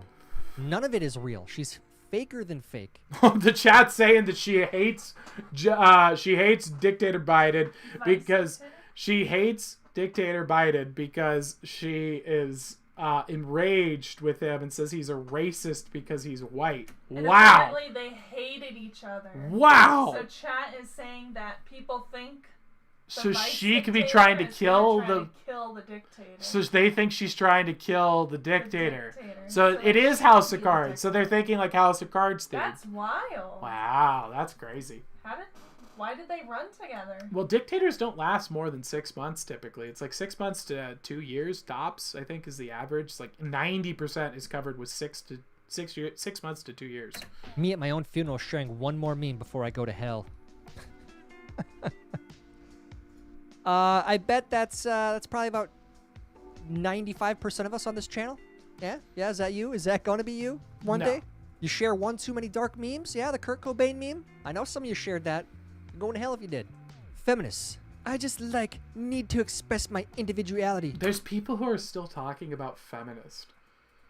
I can't see anyone, like, this would be like me making jokes about, like, those carriage drivers with the horses. Ha! Those guys are fools. They're wasting their time. Can you believe those morons trying to start a buggy business in the 2000s? It's not. No one's going to buy it at all. There's cars now. Who's going to start a buggy business that's drawn by horse-drawn carriages? That's silly. It's like, okay, so maybe there is a market for like 3 guys in a whole state who have a niche market of doing horse-drawn carriages. It's not that unexpected to expect it. That's ridiculous. That's what it feels like this guy's doing. It's like, yeah, there's 4 crazy girls. I can go find 4 crazy girls in my state. That's not that hard. Why are you pointing a camera at them? It's kind of sad. They're mentally ill. They need help. They're not intelligent people. They'll never succeed in life. Just feel bad for them. Try and get them help. Why? You know, also feminists. It is hilarious. This is one of the things. It's like they all have very similar traits. It's like they paint their hair these weird colors. Yeah, of course. It's a tribe. It's the same way that people went goth. There's like one kid. Everyone had that. Remember the 5 kids that got together and they're like, "We're like Vampire Legion cults, man. Look at this. I got a tattoo of a pentagram on my wrist. It's so edgy." And you're just like, "Okay, Steve, see you in PE." And he's like, "Thanks, see you later." And they would always break character and come out. It's the same thing. I had a really nice goth friend Yeah. in junior high. It's just the thing people do when they don't have a soul or purpose yet in their life. They've said, "I don't want to deal with this whole inventing a personality and character thing. That is way too much for me. I don't want to talk to God. I don't want to be around God. I don't want to think. You know what? I'm going to go and find a prepackaged personality." And they open up a box and they go, "Hot Topic" right on the top, and they go, "Ooh, a personality," and they put it on, and it's like a signal. And other people are like, "Oh, you are of the personality," and they're like, "Well, I mean, sort of." "Oh, cool, come on and hang out with us." And then you get your personality for someone else, and you just become a little drone. That's all they're doing. They get the weird piercings. For the patriarchy, man, they're all the same. When the guy upstairs ate Taco Bell. Jeez. Wow, must have got that fire sauce. Oof. Seattle announces reverse purge where one night a year laws will be enforced. That's a good one. Babylon B saying Seattle will enforce its laws once a year. That would be, we should do that once a year in Seattle and a lot of these other big cities where they actually enforce the laws. That would be great. You said you were only fishing for half the day. 12 hours is half the day. Yeah, 12 hours isn't even a full day, if we're being honest here. I've been on a couple trips where, we're talking 16-hour days out on the boat. I'm not following. So that guy's being pretty nice. Big story. Tennessee man served unsweet tea. Oh, jeez. If I was served an unsweet tea, there'd be some fighting words there. That would be a big story down south. I've told you guys 1,000 times. I don't know what it is with you guys, with you Southerners, but you guys love sweet tea. And if you take a sip of unsweet tea, the world is ending. That is a big story down there. Anyone from the south, go down in the comments and explain how big of a deal sweet tea is, please. The difference between humans and... It's not unsweetened tea, though. It's just tea. I don't get why they call it unsweetened tea. The difference between humans and animals would never allow the dumbest of the herd to lead them. I don't think animals are smart enough to even equate with intelligence. They kind of just go by dominance and power. Animals would never allow the dumbest of the herd to lead them. That is also true. No, not Just really. take one look at Congress. Look at dozens of the people we've put in Congress. I think he needs to replace dumbest with weakest. I think he's confused those things. So Saiyan Owl has a very important question. All right, let's see. Why Tyler haven't talked about Native Americans? Why Tyler not talk about Native Americans? Well, I guess he missed all our history's mysteries that are about Native Americans. Yeah. So, what are we gonna talk false claims. Why is Saiyan Owl slandering the wizard? That's what I want to know. And what do you mean talk about them? It's like, yeah, there was a tribe of people here, and they lived in America like a bazillion years ago, and it's completely irrelevant to today's history now, other than, hey, they existed and had some cool cultural stuff. Do you want to check it out? Have I told you about skinwalkers? Check them out. I mean, what else do you want me to say? What are we talking about? Yeah.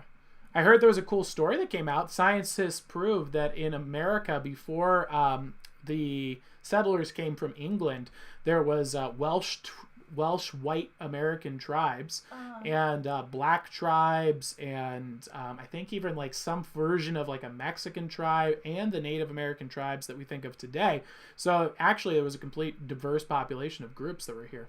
Yeah. Saiyan Owl says, who is related to Native Americans?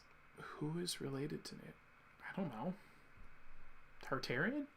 I'm gonna go with Tartarian. And you don't have to look any further to know that that's true. We are a lot different than animals. Rare photo of a remote control from the 70s. Because it's a child. Hey, Junior, go change the channel to channel 4, please.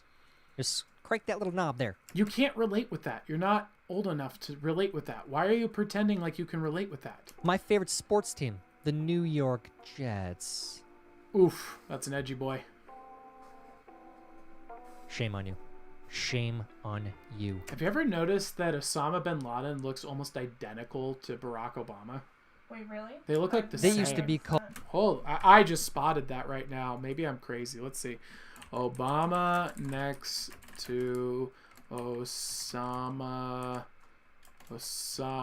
bin Laden. Let's take a look here. That's pretty darn close, but his eyes are more squinty than that. I don't know. That's pretty crazy. With the hat, I think if you cover up the hat, it's pretty. No, their eyes are definitely different. I don't know. They could be brothers. They could easily be brothers. When you consider they're supposed to be two entirely different ethnicities and races, it's pretty close. That's pretty nuts. I don't know. No, I don't think that. This one's pretty close. No. I think they're different people. Definitely different people. But they could be cousins or brothers. Yeah, different Called people. Jumpalines until your mom bounced on one. Don't laugh at that. Grow up. Grow up! How did you do in today's video? Did you laugh at anything? I don't know. Did I laugh at anything or other than myself? Yes. I did? Yeah. All right. Well, that was the Laugh You Lose challenge, you guys. I hope you enjoyed that. The joke, the ginger joke. The ginger joke was a good one. That is true. Do we have anyone looking for live? Was there readings up in here, people? That was a tightrope walk. I really found out that I don't know anything about what people are talking about these days. We don't follow the news. I can't. It's kind of disturbing to me that there's 300,000 people that saw that video and thought like, yeah, totally get what's going on here. I'm like, yikes. So you're like watching the news regularly. That's, to me, admitting that you regularly watch the news is no different than saying like, hi, I am a diagnosed psychopath and I will at any moment snap and kill people, and there's no way to predict it. Those two things are equally insane to me. If you are consuming more than 4 hours of news / politics / anything trending in the news topics ever, 4 hours a week, more than that, you are no different, in my opinion. I treat you with the same caution that I do a psychopath. I'm like, oh, wow, yeah, I totally agree with what you have to say. Yes, definitely. Oh, yeah, whatever. They're going to come for them in the sewers and get them all. I agree with you. And then I'll turn right around and be like, wow, that dictator Biden, man, he is just knocking it out of the park. I really agree with all his stuff, right? Because I'm not going to engage with you. You're a psycho. That's crazy. You don't have thoughts. You're not a person anymore. You're an animal. And until you stop poisoning yourself with drugs that are called the news, I don't want anything to do with you. I'm just like, oh, wow, you're really insightful. Oh, boy, right. I agree. Those lizard people are really coming for us. And I find you entertaining, but I'm not going to give you truth. You're not worthy of that. Yeah.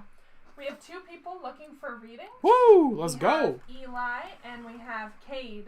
All right, let's do it. I don't know what either of them want a reading on, though. Let us know what they'd like a reading about and who's up first. Up first is Eli. Eli, let's go. Cade responded with what type of reading? Uh-oh. Better get here quick. So apparently Sherlock Owl has videos that she's going to look for. That show that CIA can change their whole head shape, skin color, and eye shape. Whoa! Oh, like the makeup artist? I don't know. Ooh, but I'm interested. That's pretty cool. Try to find the video. Oh, like that Mission Impossible movie where the guy's like, he's like, I was the criminal the whole time, and you're like, oh no! Mind blown. The special effects too real. Do. That one. I remember that. That was intense. Yeah. So Cade would like a general reading. All right. And then maybe Eli will come in and let's get Cade a reading. What he wants a reading on.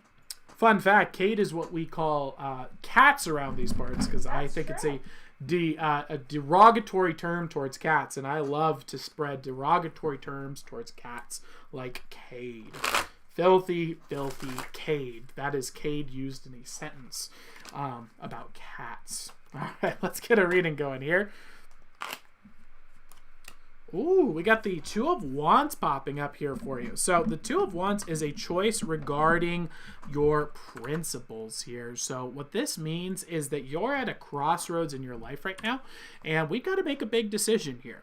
And that big decision is, do we want to go with what the world is pulling us towards, or do we want to stick by our principles and stand out and continue down what we believe is true? Now, actually, funny enough, the jokes that we were just talking about kind of echo this point right here, which is, at what point do we say it's not worth to cast pearls before swine? Maybe I shouldn't give my opinion to people who aren't worthy of my opinion and just say, oh yeah, that's great. So how about that weather? And just change the topic. That's going with the basically blending in, being of the world, not in the world. Or at what points do we have to stand up by our principles and say, no, I'm drawing the lines here. If you believe these things, I can't be around you or friends with you until you've changed your mind on these opinions. And so that's where I think a lot of people are right now. And for you specifically, I think you're ahead of the curve because you've actually started to consider this part of your life. And a lot of the population isn't even at this point yet. So this is great to see popping up. And what I'd recommend doing is do a pros and cons analysis of it and really get to the root of what it is that you 100% will not tolerate in your life.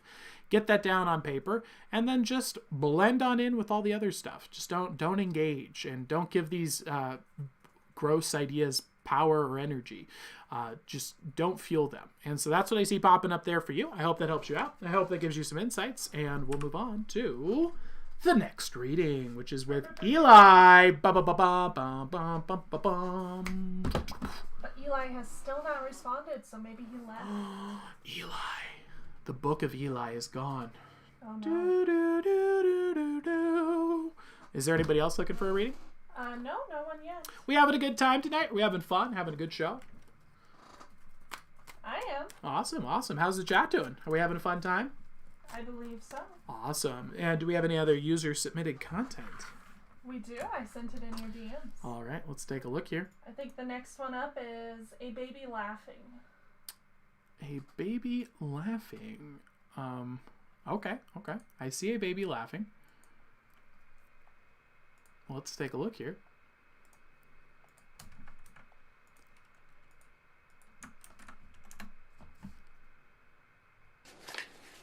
All right, we got cute little babes, and they're gonna be ripping some paper. Let's take a look.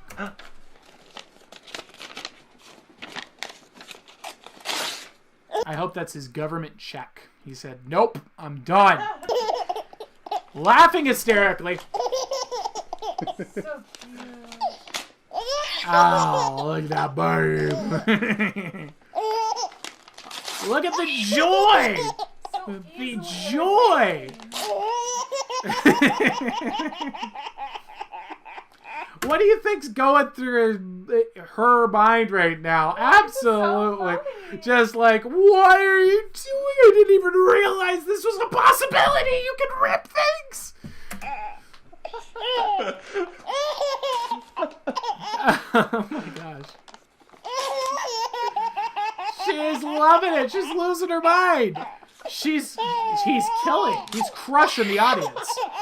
Eli would like a general reading. Awesome, we'll do. Wow, he's killing. See, if you guys have a desire to be a comic or whatnot, stop trying to do it in front of a stage. Try it out with your kids first. Look at this, the positive feedback you get. He's killing. Every open mic I've seen that put out any comedy last year would pay all of the money that they got back to Netflix for their horribly received works to have this baby alone in the audience just going, yes! Look at this one, Micah. What a good baby. All right, so Eli has returned. Yes. And is looking for a general reading. Let's go. What a wonderful babe. He's so happy. He is. He really is. Or she is. I keep calling it the wrong thing. Is it a girl? Who knows? I'm assuming it's a girl because it's pink. It's It's one or the other. I'm gonna go Well, girl. she's bald. Yeah, the baldness is what throws you off. All right, Eli. It'd be funny to mock a baby for being bald. Be like, how's it going, Baldy? Don't have any hair there, huh? My parents told me I was bald until I was 2. Whoa. That would have been fun to bully you for being Bald bald. owl. Bald owl. All right, so what we see popping up here for Eli here is the Four of Pentacles. So this is a cool card. This is basically calling us to creating some stability in our material realms. This is saying that this time right now in our life, it's really important for us to really get our basics in order. Let's make sure we're getting our sleep schedule set up, our eating schedules, our workout schedules. Let's get our life's base needs in order. And I think you'll be surprised at how many of these problems and emotions and energies that kind of just overwhelm us out of the blue will kind of just go away once you get those basic things in order. And just to be clear on what those are, making sure you're eating a healthy diet that makes you feel better, getting some regular exercise, getting a regular amount of sleep, and finally picking a topic or a skill that you can work on every day and see incremental improvements on. If you do those things, typically a lot of the problems that you have in your life associated with not feeling happy tend to go away just by having that structure there. So I'd check that out as your first fix, and I think that you'll be surprised how much better life becomes just by doing that one simple technique there. So that's what I see popping up there for you, Eli. I hope that helps you out. I hope that gives you some insights, and let me know in the comments below if that was helpful for you, and we'll move on to another reading. We have no other readings. No other readings? All right. So let's see. Do we have any more user-submitted content here? Let's take a look. There's the laughing baby. Oh, we are not watching Julius Dean on here. No. Absolutely not. Sorry. I'm going to have to overrule that one as a magician. Okay. But we can watch this one, which is China versus Russia. Took me to Politics with Paint. I bet you I'm not going to understand any of this. Let's find out. It appears to be different countries drawn as circles. For about half. 10 minutes long. 10 minutes? Are China and Russia allies? They could be allies. They're not. I don't really care. Does anyone else care if Russia and China are allies? Anyone? No? Okay. So we're just going to go ahead and let's watch some more Temple OS, shall we?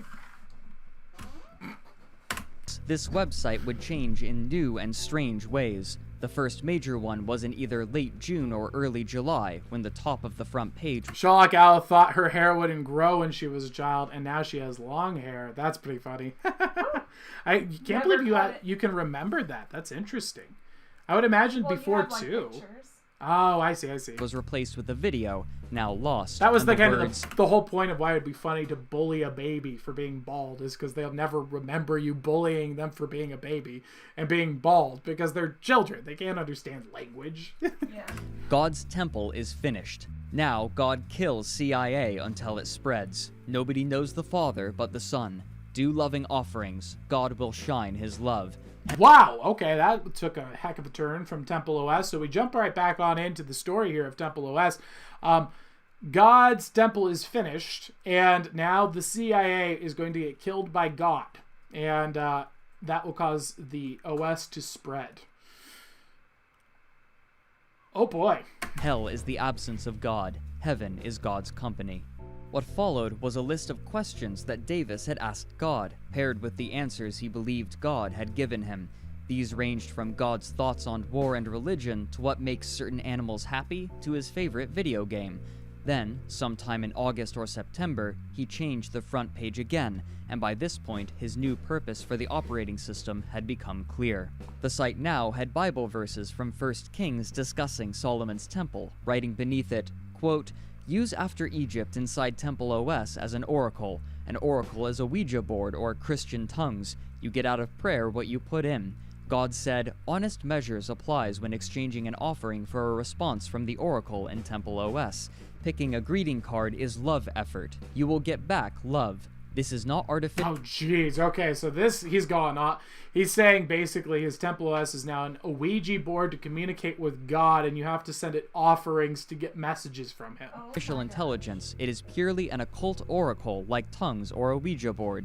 It is a microsecond range. It's like tongues or an Ouija board. Those are not things that are similar. Stopwatch that you press for random numbers to pick words or... In one instance, I'm going and saying, hey, spiritual forces that exist in this universe, can you try and send me a message willy-nilly?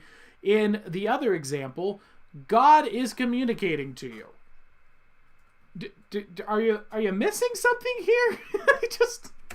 Passages with no statistics, no Markov chains. Or typically communicating through you.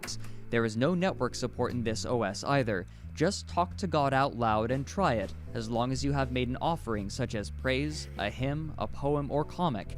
Doing an offering first is a covenant. You can get away with just conversation, but you get out what you put in. Praise sandcastles, snowmen, popcorn, and bubbles. Love effort is like when you pick a greeting card. You get back the love you put in. Wow, so he's saying the more that you sacrifice to this idol, the more you get back. That doesn't sound like God to me. That sounds like what demons do. Yeah. I think this pretty established biblical lore. End quote. Soon afterwards, he would begin posting what he called his rants, which were near daily thoughts and ramblings, starting on September 13th, 2013. The first day's rants acted as a sort of treatise on Temple OS, speaking to his restrictive line count limit and his reasoning, divine and otherwise, for creating it as he did. However, one of these rants on this day showed an increasing narcissism. It reads, quote, I am God's chosen programmer. Oh boy. He has endowed me with divine intellect, like the authors of the Bible. It has no code. He is God's chosen programmer. He is endowed with divine intellect, like the authors of the Bible. Everything he writes is basically, he's saying, is on par with the Bible now. Wow. Code I did not write. It never runs code I did not write. I am the best programmer on the planet. I wrote a 64-bit compiler, assembler, kernel, debugger, bootloader, graphics library, graphics editor, tools like grep, and a bunch of demos, including a first-person shooter and flight simulator. I am the best programmer on the planet. That's why God chose me, and that should help you understand. There are two kinds of programmers, those who have written compilers and those who haven't. What sounds impossible for you is not impossible for me. But here's the thing, he's right about all of that. He did do all those things. That's what makes it so bizarre. He's coherent in all of this, and then he goes into his little gibberish thing. That's because of an automated text machine. It's not him who's writing those things out, you know? End quote. As time went on, however, these rants would change form into what more closely resembled public journal entries discussing his thoughts on any of a range of topics he had been considering that day, along with answers and statements based on his word generator. These posts would vary in number from just a few per day to well over a dozen. But what would net Terry the most attention would come on October 3rd, 2013, when he began uploading videos to a new YouTube channel named after Temple OS. The first 10 videos on this He's uploading videos again to YouTube. New YouTube channel Temple OS. account were collections of hymns he had written, totaling approximately 40 minutes, but like the ones he had shown years before, they had a strange, uncanny quality.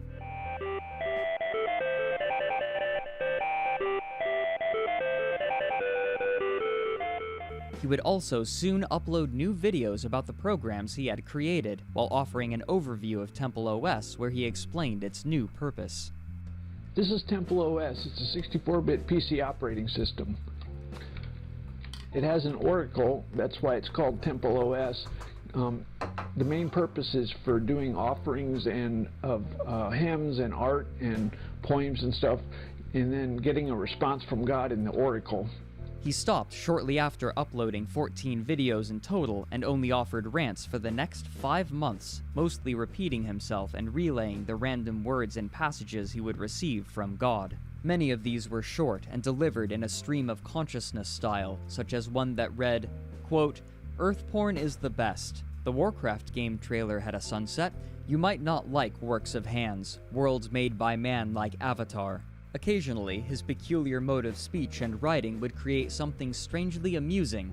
For example, believing 16-color graphics to be superior, he created a drawing of an elephant over which he wrote, "This is 16-color, pleasant to create. It would be unpleasant to draw with 16,777,216 colors." In late 2013, he created a list of demands since he had declared Temple OS. Oh boy, it's never good when they start making list of demands.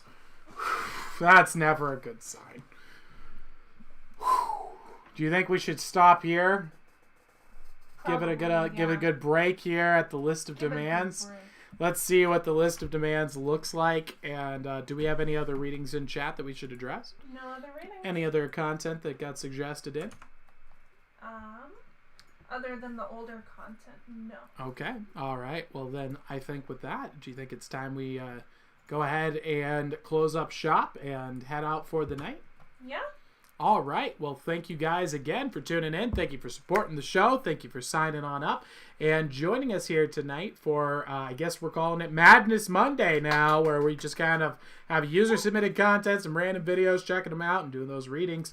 We'll see you all tomorrow, and make sure you check out your personality predictions for the week and share them with your friends who have the same personality types, or if they don't know what their personality type is, give them our link to the personality test, get the personality test sent to them, and then they can figure out who they are, check out their video, and get a one-on-one call, all for free on the house here at Ask a Wizard.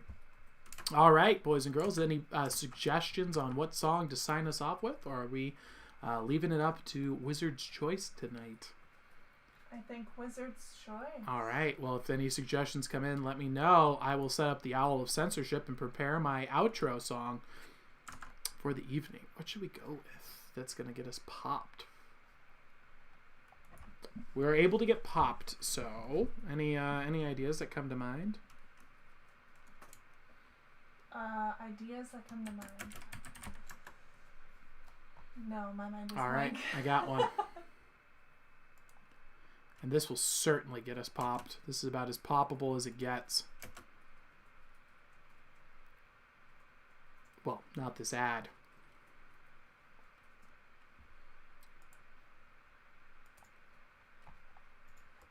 All right, I think we're set up. All right, thank you guys so much for tuning in. Thank you for joining the show. Thank you for having a good time showing up tonight. All round of applause to all the owls who joined us and had some readings, had some fun, had some laughs, had some likes, had some comments, learned a bit about Temple OS, so much more. Thank you all for joining. You guys are amazing. I'll see you same place, same time, Monday through Friday here at 6 p.m. Pacific Coast time. The best party, the best stream on the entire internet.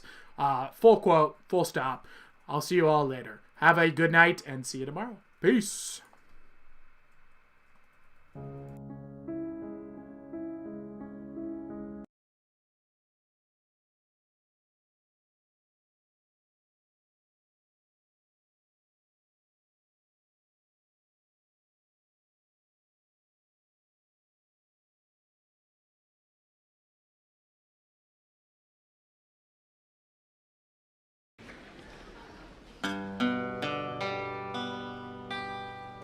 Hit it again.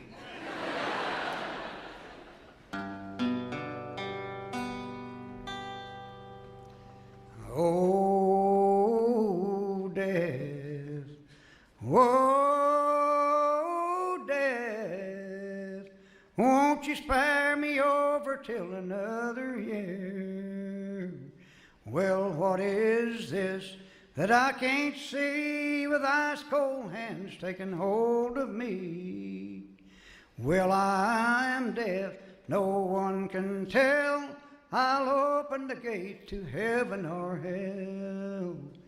Oh, death, someone would pray, could you wait to call me another day? My mother came to my bed, placed a cold towel upon my head. Well, my head is warm, my feet are cold, death is a moving upon my soul. Oh, death, how you treating me. You close my eyes till I can't see. You're hurting my body, you're making me cold. You run my life right out of my soul. Oh, Dad, please consider my age. Don't take me at this stage. My wealth is all at your command, if you will move your icy hands. Oh, the young, the rich or poor, all alike me you know. No wealth, no land, no silver or gold, nothing satisfies me but your soul. Oh, Dad, oh, Dad, won't you spare me over till another year? Won't you spare me over till another year? Thank you very much.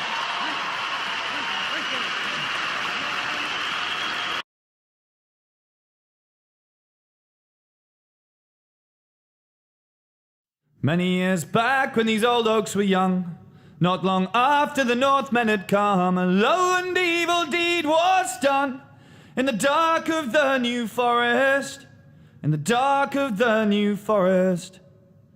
From the shores of Normandy King William came to Albion fair King Harold to slay. With greed in his heart and a scurrilous claim, he took the land for his own, he took the land for his own. Now John was a blacksmith, an honest old man. He raised up his children and he worked with his hands, and his family's forged in a patch of land in the dark of the New Forest, in the dark of the New Forest. King William rode out after his victory to ravage the land and his hunger to feed, for hunting grounds in the Wessex trees. He took the land for his own, he took the land for his own.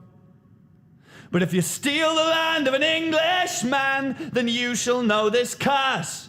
Your firstborn son's warm blood will run upon the English earth. Now King William's son was called Rufus the Red. He took up the crown when his father was dead, and he roamed the hunting grounds in his stead, in the dark of the New Forest, in the dark of the New Forest. But John's curse it called out, and Lord Tyrrell fired low. His arrow struck Rufus with a sickening blow, and he fell from his horse to the ground below, and the land took him for its own. The land took him for its own. So if you steal the land of an Englishman, then you shall know this curse. Your firstborn son's warm blood will run upon the English earth. Many years back when these old oaks were young, not long after the Northmen had come, a low and evil deed was done in the dark of the New Forest, in the dark of the New Forest.